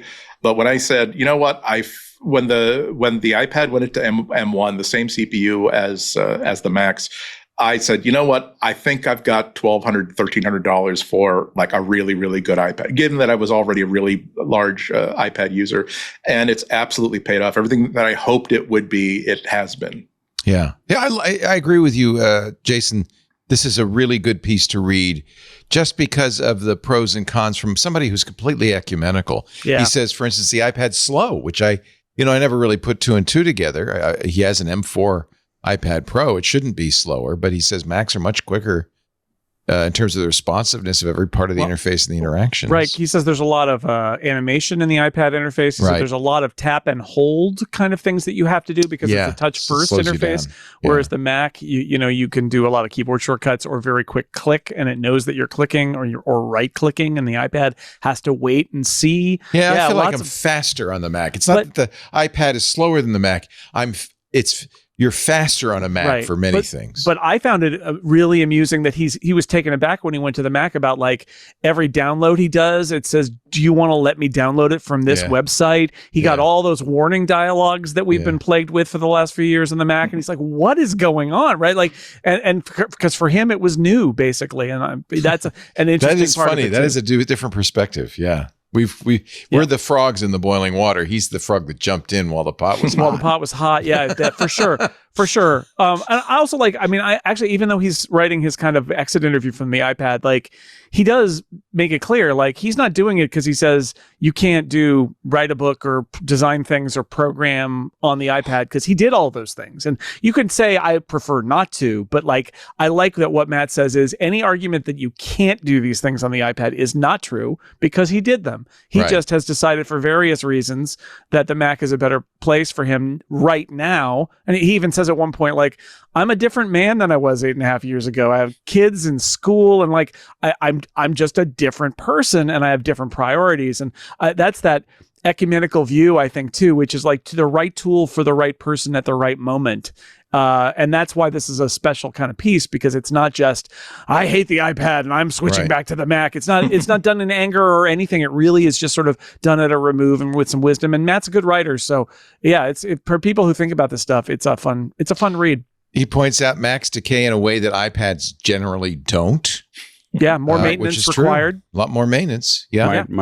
I was downstairs. My daughter has the original Mac, the 13-inch iPad Pro or whatever that I bought when it first came out, and she's still watching YouTube on it. So that's that's the challenge, I think, for Apple, though, is that is that you do have, and on the other side of that, my son just built a PC, like from scratch. I The just thing ordered a that bunch of parts changed and for me, piled and in them fact, on this most recent trip, I did not bring a Mac. I brought the iPad Pro and was fine, is because I could do that and I think this is probably true of everybody, that one main thing that I have to do every day, which for me is check news feeds and bookmark them for the shows, worked so well on the iPad, I didn't need the Mac. Yeah. Now, one thing I did miss is my high-end mail program on the Mac. I didn't have anything comparable on the iPad.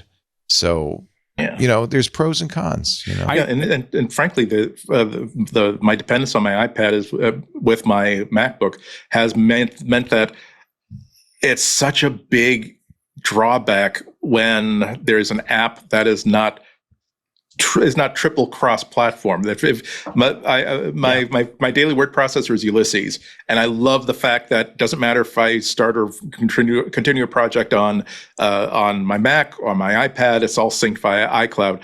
But I really wish I owned an iPhone so that I could use Ulysses on the iPhone, not to start and finish projects, but I want to add this to this project. And because there's nothing like that for Android, that's one of the points in favor of switching back to iPhone, and I hate that.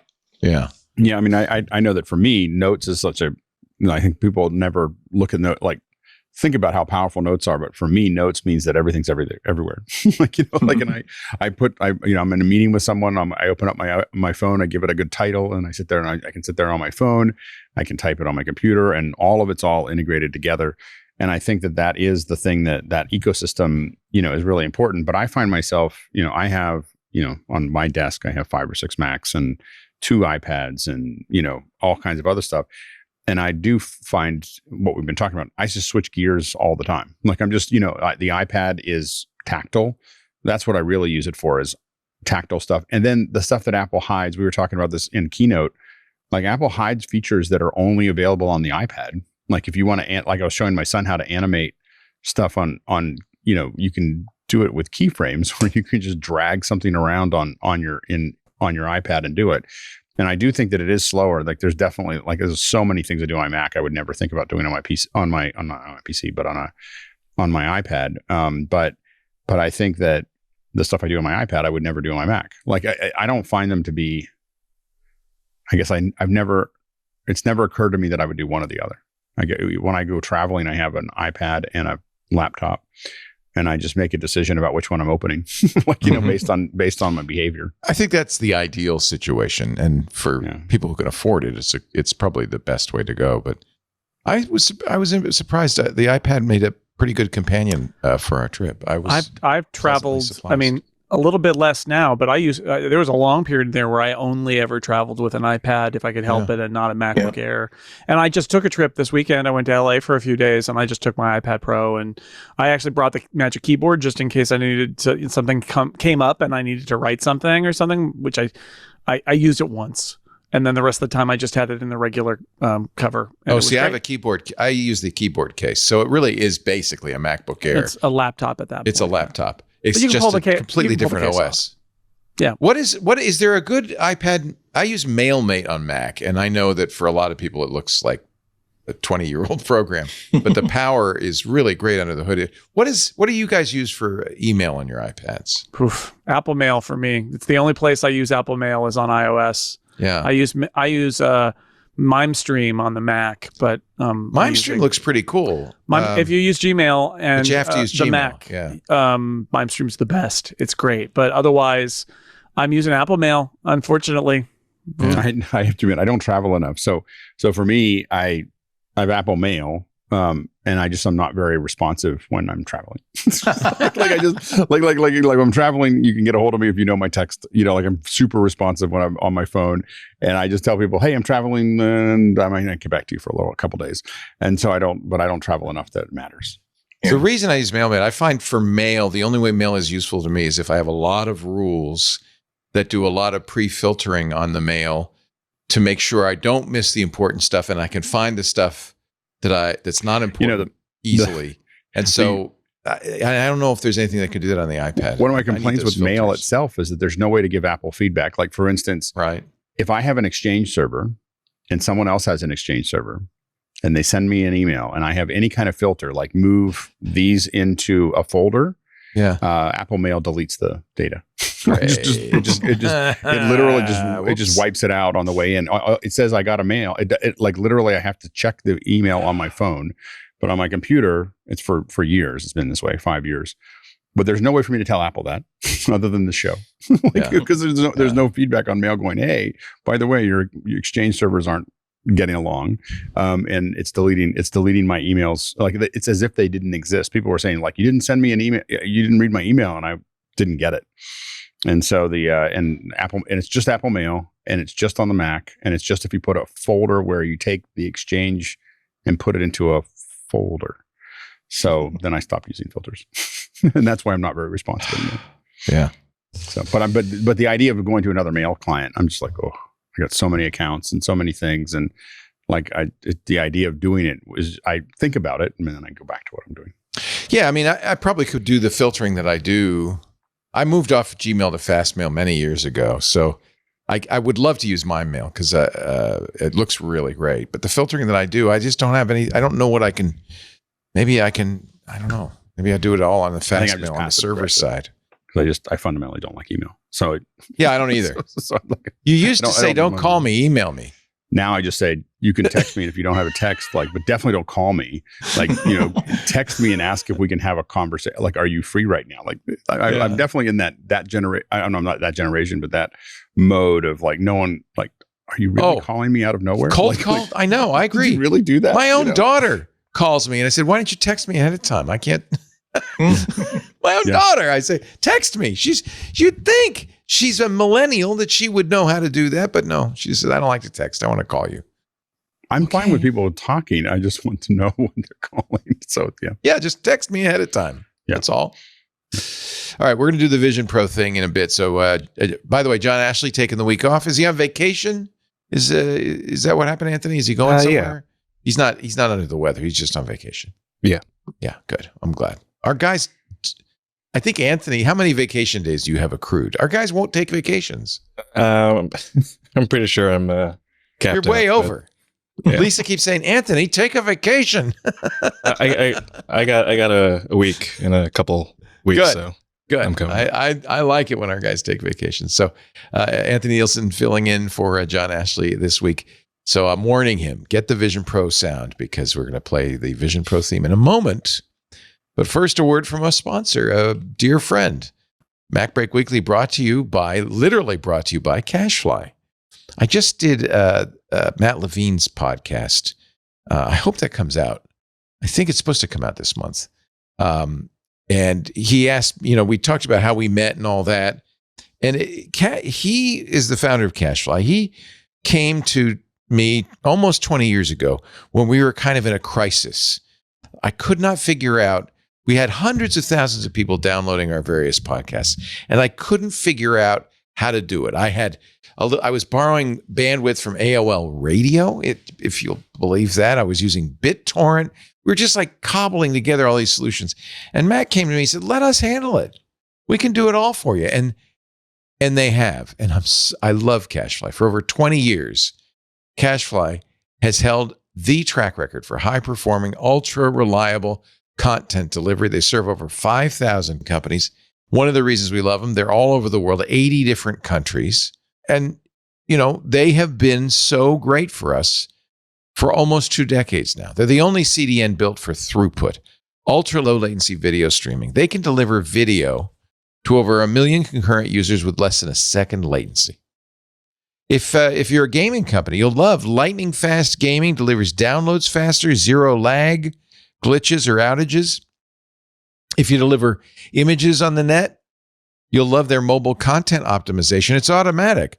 It will optimize your images so your site loads faster no matter what size screen, no matter what size device. And you don't even have to think about it. The thing that made a big difference to us is the flexible month-to-month billing. We didn't know, what our bandwidth was going to look like from week 1 to week 2, and there were spikes all over the place. So it was great. They were very flexible with us. And then once we figured it out, And once you figure it out, because they'll do this for you too, you'll get discounts for fixed terms. The whole point was you could design your own contract when you switch to Cashfly.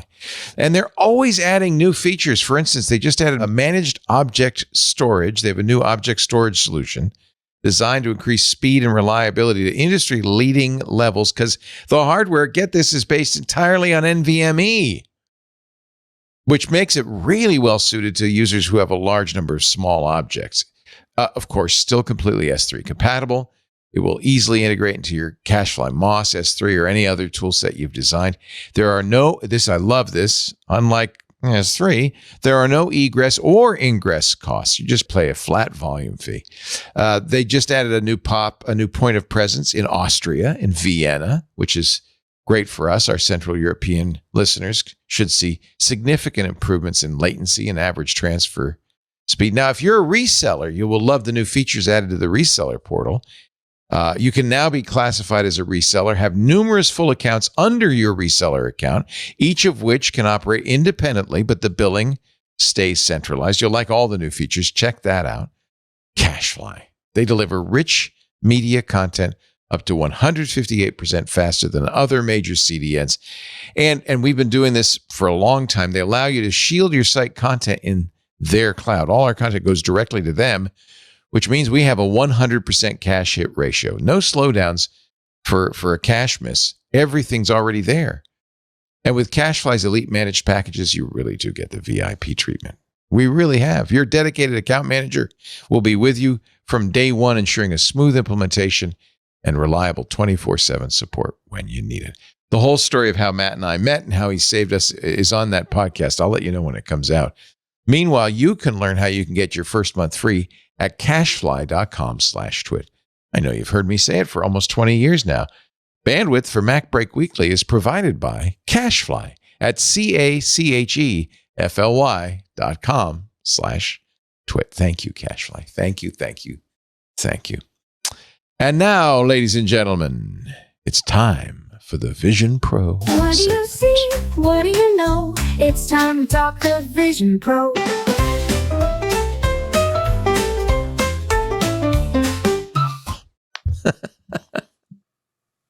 The NBA Apple Vision Pro app now has a 3D tabletop view. You ever want to have Stephen Curry and LeBron on your table?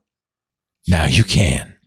Yeah, this is a tabletop kit, which is a thing that Apple rolled out a little while ago, and the NBA app got updated to use it. They're so cute. Put They're so objects on little a tiny- surface, basically. Little tiny 8-foot tall people playing on my table. Have you tried it? I have not tried this one yet. Haven't had a chance. I think that's cool. Here's a little footage. This is like that F1 app you talked about. That was the sort of like concept of how you could do a sporting event in a 3D space. So you put this, so you can feel like you're actually in the bad seats way up at the top of the arena, looking down. Yeah, but you can place it. Well, you place it higher, or you lean down, or whatever you want to do, and it syncs with the audio of the broadcast. It's very cool. And, yeah. There is, according to Upload VR, who has this story, a half-second delay between the live stream and the representation. You'd expect a little bit of that.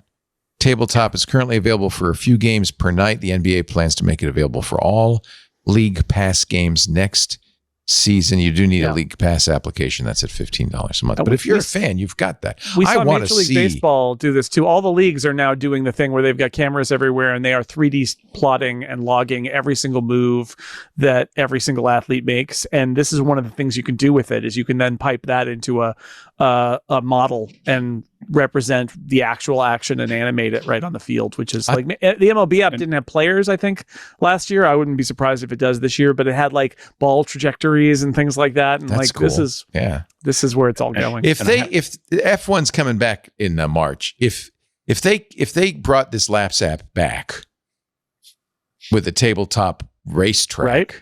Yeah. I would literally go out and spend $3,500 on a Vision Pro. Crazy as that sounds. But what a way to watch the race. That's what we've been saying about Vision Pro, is all it really takes is some amazing killer app, and you will get a class of person who will just buy it because they want the NBA courtside immersive or live Broadway theater or whatever. And or F1. Here's a better video of the NBA. Wow, And that's one of the wild. things is just like with the F1, being able to see things at a different angle. Oftentimes, like right now, the angle that we're showing here is okay. It's something you could have in the theater. One of the things that we found when we were shooting, I was shooting some NBA stuff. We found that we could get way more vertical, and you wouldn't see the jumbotron the way you think you would, and so you were almost right over top of the that's the court. cool. And you could see the plays way better. You could understand what was happening. Yeah. So when you see it right from above, you suddenly go, "Oh, I see. I understand what." And we get that a little bit with football because we can get up so high with the, and that so makes sense. and so suddenly you understand, like, oh, this is how they're blocking, or this is what the screen looks like, and this is what, especially if you have an expert there that's drawing on it and talking about it. But the point is that you can see those angles in a way that you can get angles from these kinds of things without. In ways that you could never get unless you had access to the catwalks. And also the really big deal is the ability of the viewer to look at what they want to look at. Because sometimes, like, you don't, especially with a game like basketball, where you think that it's like, okay, it's just pan left, pan right, pan left, pan right. But maybe your particular area of interest is, what about the people who are at the middle of the court, who are just basically waiting for the ball to move to the other side for the dunk to go. If you can actually take a look at that and make sure that you're seeing what you want to do, baseball is going to be so much huger for that, because every time I see live baseball, there are times when I'm not necessarily following the ball. It's like, I want to see what that third baseman is setting up for, or I want to see like where the left fielder is playing. Because, like, you say, oh God, he came in a little bit and now he's like shifting a little bit. Oh, okay, he anticipates this batter to go to left field and then for this other thing to happen. Whereas if you're just watching TV, it's like, again, the pitcher batter duel is always engrossing, but sometimes your attention is someplace else. Well, the part of it's also controlling the narrative. One of the problems with football, for instance, with American football, is that there's a penalty every play. There's probably 5 or 6 penalties every play, and the refs are deciding which ones are egregious enough that they're going to. It's all subjective. It's not like what were they holding. Half of them were holding. They're always holding. They're always holding. So they have to say, is it Kansas City? Oh, then we won't call it. No problem. but like it's like, there's certain players, like, like as a Steeler fan, you're like, well, TJ Watt gets held every play. Otherwise, he'd get a sack every other play. Right. And then would take all the fun out of the game. And so, but for me, I would just want a camera on TJ Watt, and then I would just complain on Twitter, and like you would know, because I would know, and if you let people watch things too closely, they'll understand that, and then you have to try to explain to them, like, hey, we can't call every. Do they have this for other sports? Can you do it in baseball? These are harder. The basketball works really well for this. This R&D has been going on for a long time. Basketball works really well because it's the right distance, so the court is small enough that it's large enough that you don't get so close to people. You see how the resolution of the 3D, but it's large and it's small enough that you can get your arms around it as far as digitization. The problem with baseball and football and even hockey to some degree, but hockey gets into that. It could do what you're doing in basketball as well. But with baseball and football, the fields are so big.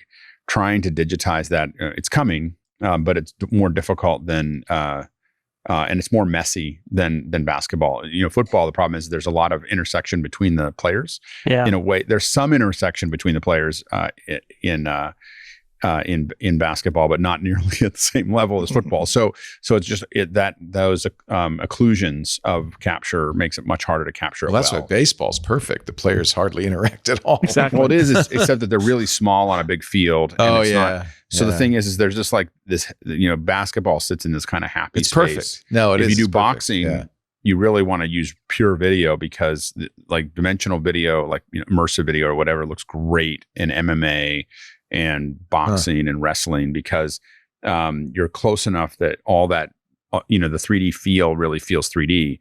And as you go bigger, then these other ones work better. So it just depends. Right. Let's see. Did Apple have a press briefing on the Vision Pro? Their 9 to 5 Mac thought they were going to have one on Friday. Yeah, but you would know, Jason. I wouldn't know. No. I didn't see any mention of it. I'd say Mark Gurman seemed to have a really detailed report about what's going on with Vision Pro. about Though, intelligence. And if people were briefed, somebody, I guess, talked to Mark Gurman. I don't know. Seemed counterproductive, but it was a full Sunday slate, wasn't it, of his Power On newsletter? Yeah. I was trying to bookmark it, and I realized I can't pick the one thing that this is about. I would love to see. I think he talked a little bit about the idea of making the guest mode a little bit better, which I think would be huge. I've given up trying to show people the Vision Pro. Like it's just too many clicks and too many things, and trying to get them to the right apps. What happens right now, it's all or nothing. No apps or all your apps. The problem is I got tons of apps. I can't just expose, unless Jason may know something I don't know, but I can't expose the 8 apps that I think you should, I want you to go in as a guest, and here are the 8 apps that you should play with in the order that I want you to play them, and so that you understand what the headset can do. And that's not a doable There thing. was some speculation that Apple might be allowing third parties to sell the Vision Pro. Did anything come of that? Yeah, Nope. so someone found an app that's basically seems to be like a standalone app version of a demo fit, and you use that discovery to speculate that maybe big box stores are going to get it, maybe third parties are going to get it. Again, they've got stock, they got to move it, so maybe at this point they realize, and they know enough about the setup process and the tryout process that they can let someone who does not have an Apple badge actually lead the demonstrations. All right. And Civ 7 on the Vision Pro? Oh God, I put that in because it's the most beautiful tabletop looking VR game I've ever seen. This is the sort of thing where it wouldn't be worth $3,500 to buy a Vision Pro. But He is using I should point out, a Meta Quest. Yeah, not exactly. A Vision It's Pro not. to play this. So they had a release video that's coming out in a month or two, and it's only available for Meta Quest. But that's oh God, why is this not available for Vision Pro? Because this is again the sort of thing where it would help me to. I would be not only inspired to get a Vision Pro, I would be inspired to cultivate friends who also have Vision Pro, so we could play this. Are you? So you're a Civ fan? I like the game. I've never really gotten into it, but it's that's the sort. It's I like Settlers of Catan, but I love the idea of having this a live board game, exactly. Rather than but the idea of having this complicated terrain that sort of manifests in front of you. It's pretty cool. Yeah, little things hitting each other. It'd be oh, that looks like fun. I think it would be better in VR. I when Civ 7 came out last week, I played it for a couple of days. It's okay. I mean, I'm not a Civ kind of guy, but it would be kind of cool in VR. It might be kind of really neat to be able to look at my people, click on their little heads. Yeah, tabletop. I'm remembering back in the old days, I played. There was a Bungie game called Myth. Yeah. Loved Myth. That was basically warriors on a field, armies on a field, and you had to walk them around. And I was thinking the games like that would be fantastic in tabletop mode on something like a Vision Pro, because you could have a whole battlefield. It's like somebody who paints miniatures and does war games, except it's a video game and they move, right? Right. That's really interesting. Those are all fun potential applications. I will say there's just this. There's a tabletop game for Vision Pro that currently exists, and it's nothing interesting, right? It's like Battleship and a couple other and Hearts and stuff like that. But I'll tell you this: once those objects get put in your space in augmented reality. Yeah. It's amazing how real they look. You forget that they're not really there. And that means there's potential for games like this to be played in tabletop modes. Do you remember Jerry Ellsworth? She used to come on the show quite a bit. She started a company called Tilt 5. The whole idea was you would wear these augmented reality spectacles, and then you'd have tabletop gaming. She was so cool. I don't know if it took off. Did you had a set of them, didn't you, Anthony? The Tilt 5? Yeah. You were trying to get rid of it, as I remember. I think we gave it to one of the... Somebody get it? One of the fans in the studio, but that's it was a little... It's there were some issues, but the premise was good. It was the same idea of this, it was a dedicated tabletop gaming thing. You had to have, though it was weird, a special tablecloth that you would Yeah. use, and you'd wear these glasses. It was just a little too Projector awkward. lenses, or glasses Yeah. with projectors, and it bounce it back to your into your eyes. It was just a little too awkward. I think there's Vision Pro will get us there at some point. there's moments in all of these. There's games that Yeah. you go, oh, this would be great if they did more of this. Like obviously Robo Recall on the Quest or on Oculus when it came out. The HTC one where you had the little arrows that you shot at. I get sore firing at all these little folks that are trying to run at you and everything else. And you feel like, oh, this is the future, but then you just don't see more you don't see more games like that. That's the problem, is really getting it all in one place and then having enough of them that people feel like it's necessary. Yeah. All right. That's I think that's it, right? Anything else to say? Is there any new anything? Where's the camera? Is the Ursa out yet? Is it coming soon? Where do we stand? It is rumored to be before NAB. Okay. so we're that's hoping soon. to. That's so the next like month, right? NAB. I mean, it doesn't sound like a lot of people will get them. I mean, I'm hoping to get mine by August. So but I think that NAB. We hear the usually what happens with Blackmagic is whatever they have announced throughout the year before gets delivered by NAB because they don't want to stand in the booth and explain why it's not there. So I think that there's a lot of pressure to have it done, or have some of them done before then. So we don't expect to see a lot of stuff there, but I do think it's going to create a huge flow of content. I mean, there's a lot of people that I know that all of us are on the list. Like everybody I know has put $10,000 down, is on the list and trying to figure out like when anybody who's done any VR, this is the camera, and so they're all hungry to get the camera and start shooting. And so we'll see what happens before NAB, at NAB, and then the next over the summer. I think we'll probably see footage from it, maybe some footage at NAB, and then a bunch of footage probably at WWDC. Good. And that's no. Whoa. I mean, I don't think hey. we caught. I don't think we caught it all. Like what Gurman is saying is that there's a Vision OS 2.4 with Apple Intelligence. So they're going to finally bring Apple Intelligence to the platform with 2.4, which is expected, he says, as early as April, but that there could be a beta as early as this week, with the usual stuff that you'd expect from Apple Intelligence. And an app for spatial content on the device, whatever that means. But that's like a new showcase app for spatial stuff on the device. And as we mentioned, the revamped guest mode, whatever that means. But there's plenty of opportunity for improvement there. So, we were talking about the anniversary of the Vision Pro a couple weeks ago, and one of the things I said is you got to give them credit. It's not moving as fast in certain areas as we would like, but the Vision Pro's gotten appreciably better with software updates over the last year. And this is a really good sign that there's another one coming that's going to add more stuff in. And the fact that it was the platform that was left out of those Apple Intelligent announcements in June, it's getting it a little late, but it's getting it in the cycle that everybody else got Apple Intelligence. So like they're pushing the ball forward, and we'll have to see, how they implement all of this stuff and whether it's actually useful or not. But I like that they're working on it. And I like that some of the stuff that Mark Gurman's reporting on here, it suggests that they're working on the areas that we all know they need to put work into. So that's a good sign. Anybody? Should I call it? That's it.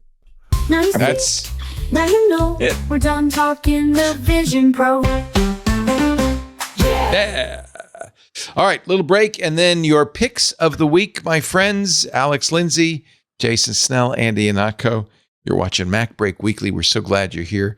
Many of you watching live. It says 0 people watching live, but I'm sure that's undercounted.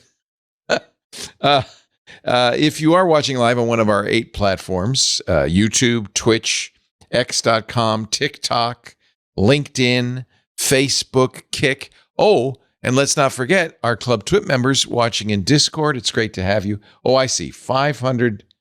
Was it 900? No, that's the episode number. Well, I don't know how many people are watching live. Usually it's around 1,000 people. Most people watch the show after the fact because it's a podcast. You can download it, watch it at your leisure on your device or on YouTube and places or on our website. If you are a member of the club, you get a special version of it. You get the ad-free version, which is a very nice thing to have. You also get access to the Club Twit Discord, where you can watch live and chat with other people watching. But of course, the Club Twit Discord continues 24/7, so there's always a great conversation waiting for you, people to hang out with, good friends await. And we have special events in our club. Things like Stacy's Book Club, which is coming up on the 27th. Micah's Crafting Corner. Did we do that already this month? Or is it coming up? I feel like it's coming up tomorrow for some reason. Yes, tomorrow. It is tomorrow. All right. That's always a kind of a fun chill hang, as the kids say. We do the photo thing with Chris Marquardt in there. 6 p.m. Pacific tomorrow, Micah's Crafting Corner. Stacy's Book Club. I'm quickly reading Those Beyond the Wall. Very good book. Really fun. We're going to have a lot of fun talking about it. Our next photo time is March 6th. Bold is the word of the week, of the month. All of this for $7 a month. It seems like a pretty good deal. If you're not yet a member of the club, and we would really love it if you would, please go to twit.tv/clubtwit and join. We'd love to have you. twit.tv/clubtwit. Pick of the week time. Andy Anako, kick it off for us. I was looking at a piece of software that I'm not really ready to talk about yet. So instead, I'm going to recommend like one of these buy it for life sort of things. This is one of my favorite the Tom things in the Bin world. bag. Yes. Tom Bin Synapse backpack. I bought one. You recommended this many years ago. I still have mine. Very nice. I thought it's valuable because I think that I recommended it when I first got it. They actually sent me one to try out, and it was one of those terrible situations where it's like, I love it. This is perfect, and now I have to buy one for my own because I'm really not allowed to accept something for my personal use. I gave it away. But this one, I've been using it for I think something close to 10 years now. And look at this thing. The straps are not fraying or not pulling out anywhere. There is very, very little wear and tear on this, and I use this all the time. It's available in several different sizes, but the recommendation of the 25 specifically is that this is like the perfect size for, again, like 2 or 3 or 4 days in New York City. When I'm traveling on an airplane, perfect carry-on size. It's also perfect for when I'm walking to the market. I can basically put nearly a week's worth of groceries in there.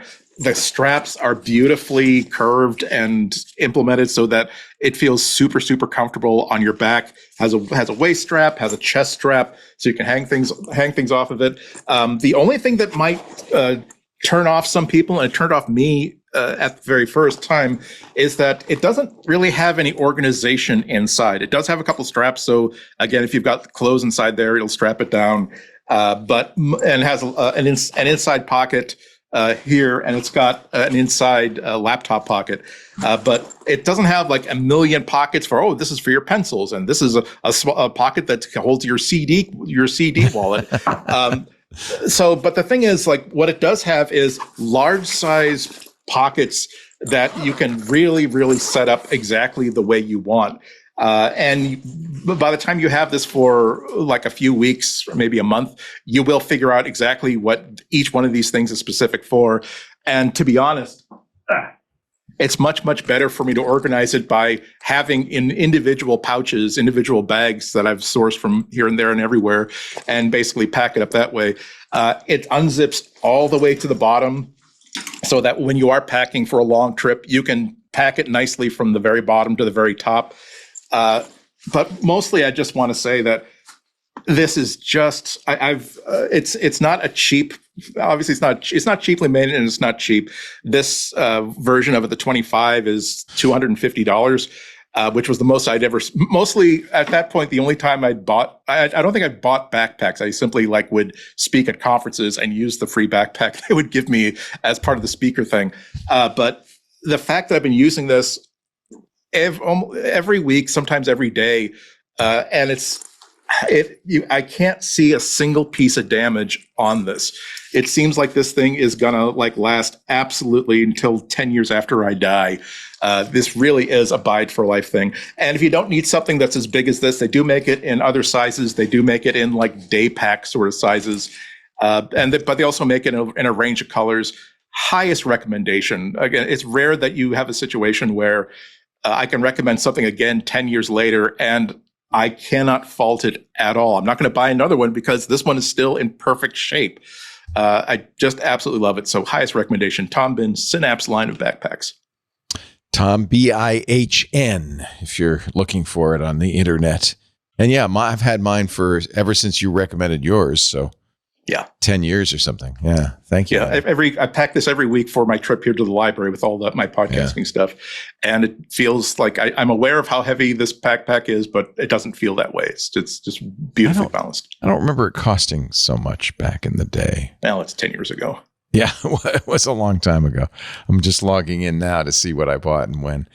Jason Snell, pick of the week. Well, inspired by Andy, I just took a trip with a new backpack that I bought because, likewise, I used to use. I had a Brenthaven backpack that I got at a conference, and I used it forever. And I even bought an identical one on eBay when it was dying, and then used that forever. And I thought, you know what? Maybe after 20 years, you should buy yourself a backpack, guy. So I did. Mine is a little bit different. It is the Bellroy Transit backpack, and they also have one called the Work Pack. That sounds fancy. Nice. It's really nice. It's got a separate exterior padded enclosure for your laptop and or iPad. I can travel in that without any trouble. There's also a little smaller enclosure in that padded space that will fit a small e-reader if you want to go that way. There's a zipper pocket for your sunglasses right on top, which is completely unnecessary but fun. And then the bulk of the space is a very large space that is shaped in a really nice way where you could essentially pack for a few days with your clothes and your bathroom bag and all of that in this separate space away from your computer. And so that's where I can pack for a trip, a short, like a weekend trip, and not even bring a carry-on. And then, of course, on the other side, just as with Andy's backpack, there's a couple of different mesh bag enclosures that you can put other bags in or just put loose stuff in. AirPods are a good one for up here. And then I just love the extra clever stuff. So there's a whole front document pocket here, place to put pens, place to put your wallet, place to put your ID, maybe your phone when you're going through security. And then tucked in on the back on the side, my old backpack had a pocket sticking off of it where you could put a water bottle or a can of soda or something like that. And this doesn't have that. And it made me sad until I realized there's a secret compartment right in the back in which you can slide that water bottle and either leave it unzipped sticking out, or you can, a shorter one, you can put it in there and zip it right up. And there's even a secret tag location where you can fold their tag over, and there's the Bellroy tag is itself a pocket into which you can slide an AirPod, or not an AirPod, you can slide an AirTag. So they have a hidden, and it's $80 less than the Tom Bin bag. Is it better? Is it a better value than Andy's bag? I don't know, because I haven't seen Andy's bag except on this very show. But if you're looking for what I like about it, they have a smaller one that's actually really nice if you're not packing that much stuff. But this one is versatile enough that you could go for 3 or 4 days with your computer and your clothes and stuff. And this one is more expensive. That's the Transit Backpack Plus, $319. Yes, mine is the $179 Transit Work Pack. And the Bellroy bags are also very nice, just like the Tom Bins are. And I think what Andy and I are trying to say here is treat yourself to a good backpack and stop using that backpack that you got in 2003. Okay, get a nice one. They're modern. They got lots of good features. Do it. That's all. My recommendation is the Toomey backpack, which I've had for ages. It's what I carry with me on every trip, including that trip to the rock show. I didn't put any rocks in it. I don't know which model I have, but these are even more expensive than the Bellroy and the Tom Bin.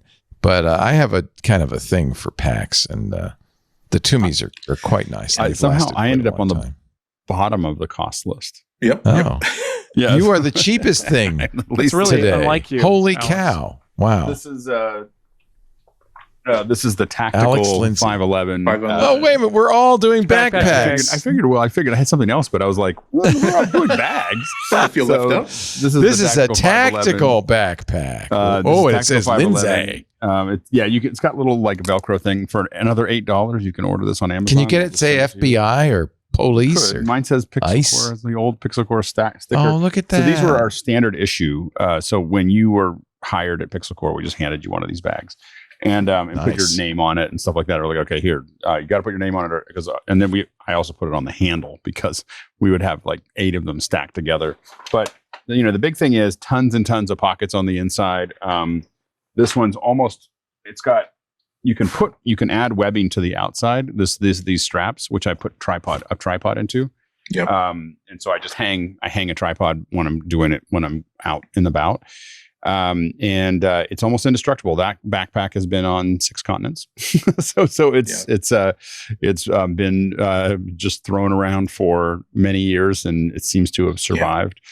But the big thing is having all the little pockets. I know where everything is, and all the, there's like, I don't know, there's like 25 pockets built into it. It's kind of like a Scotty vest, but a bag, and so, what were you going to say, Andy?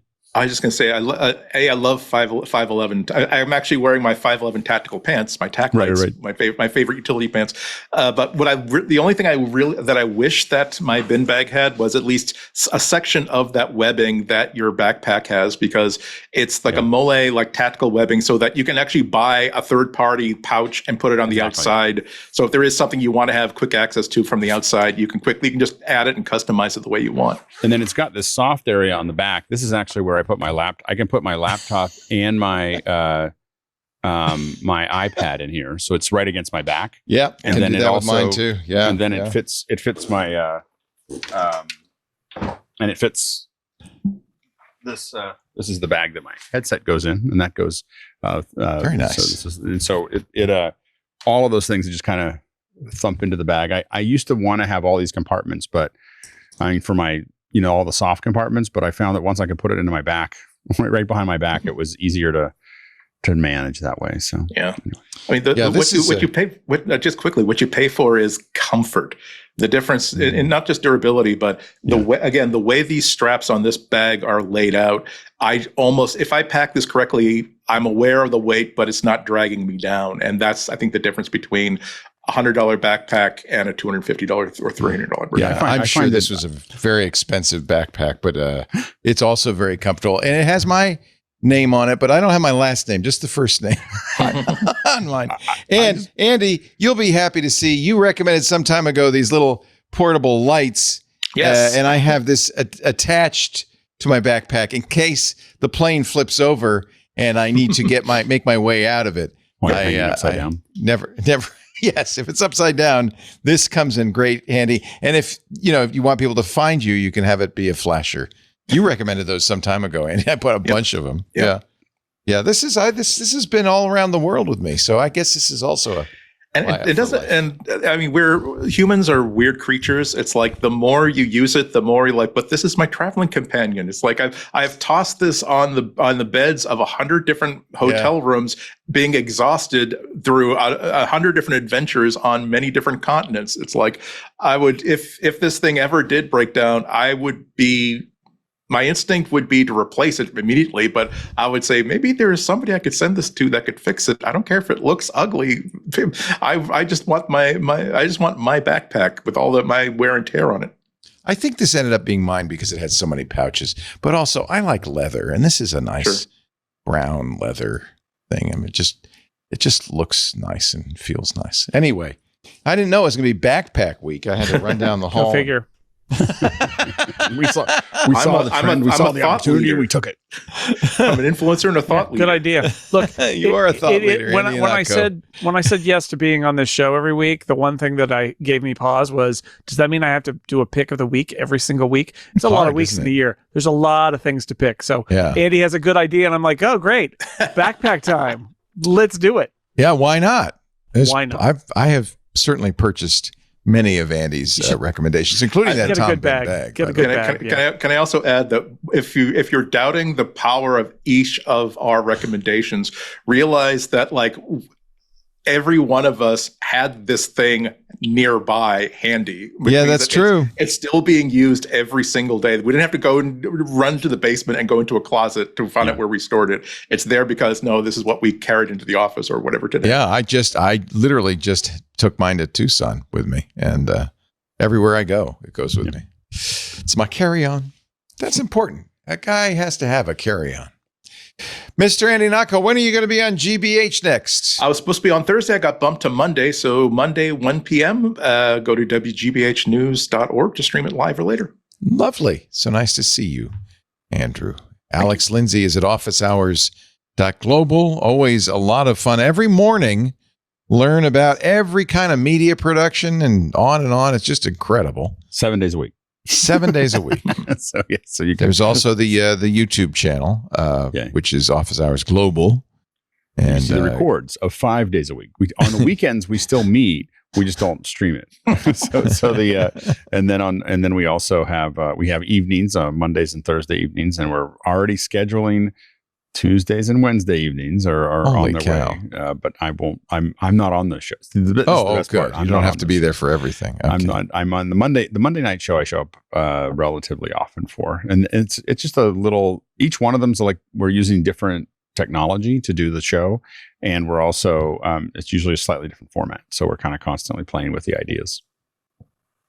I think actually I won the backpack wars. I was just looking at the Toomey prices, and.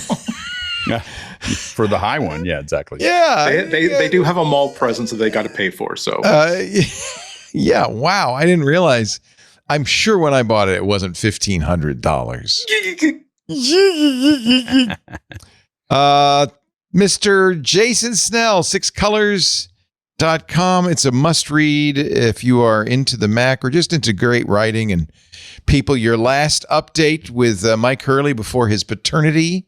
I've got like 8 weeks of guest hosts coming in for upgrade because Mike and his wife are having a baby next week. So, but you did your Apple draft, which is always a fun. We did a draft this time because we don't know exactly what's going to be announced and when.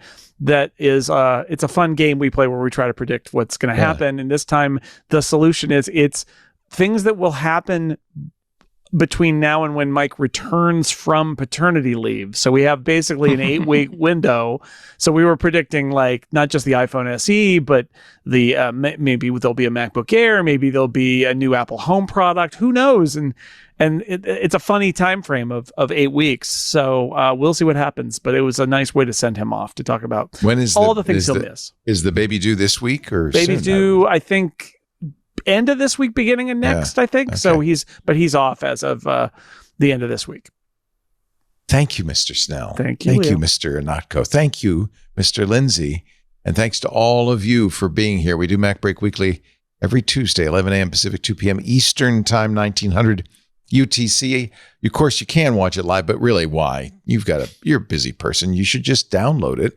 You can go to our website, twit.tv/MBW. There's audio and video versions there. If you can, I always recommend the video version. I just saw a blog post by somebody who said, if you're a podcaster and you're not doing video, you're really missing the boat.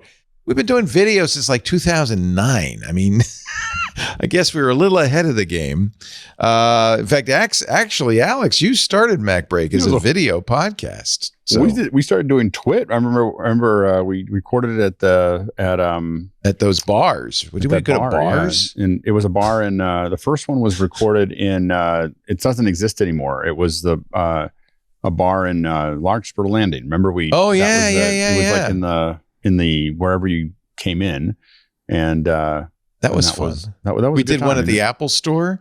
I told Leo where everybody got hacked. I was like, yeah, we can edit it all together. And then I had to pull an all-nighter to figure out how to do it. I was like, multicam. I've never done multicam before. Oh, those were the days. We've figured it out now. It's all just Zoom, right? Yeah.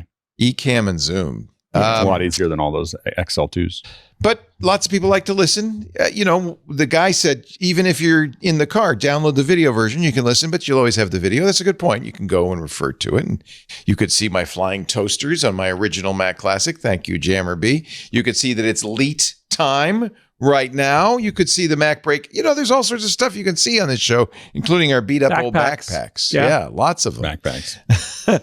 But if you don't want to download them from the website, there is a video channel at YouTube. There's a link there at the website, twit.tv/MBW. Best way to do it, though, subscribe in your favorite podcast player, and you'll get it automatically the minute it's available. Of course, Club Twit members get special ad-free versions as well. Join the club. We'd love to have you. Thank you, everybody, for being here.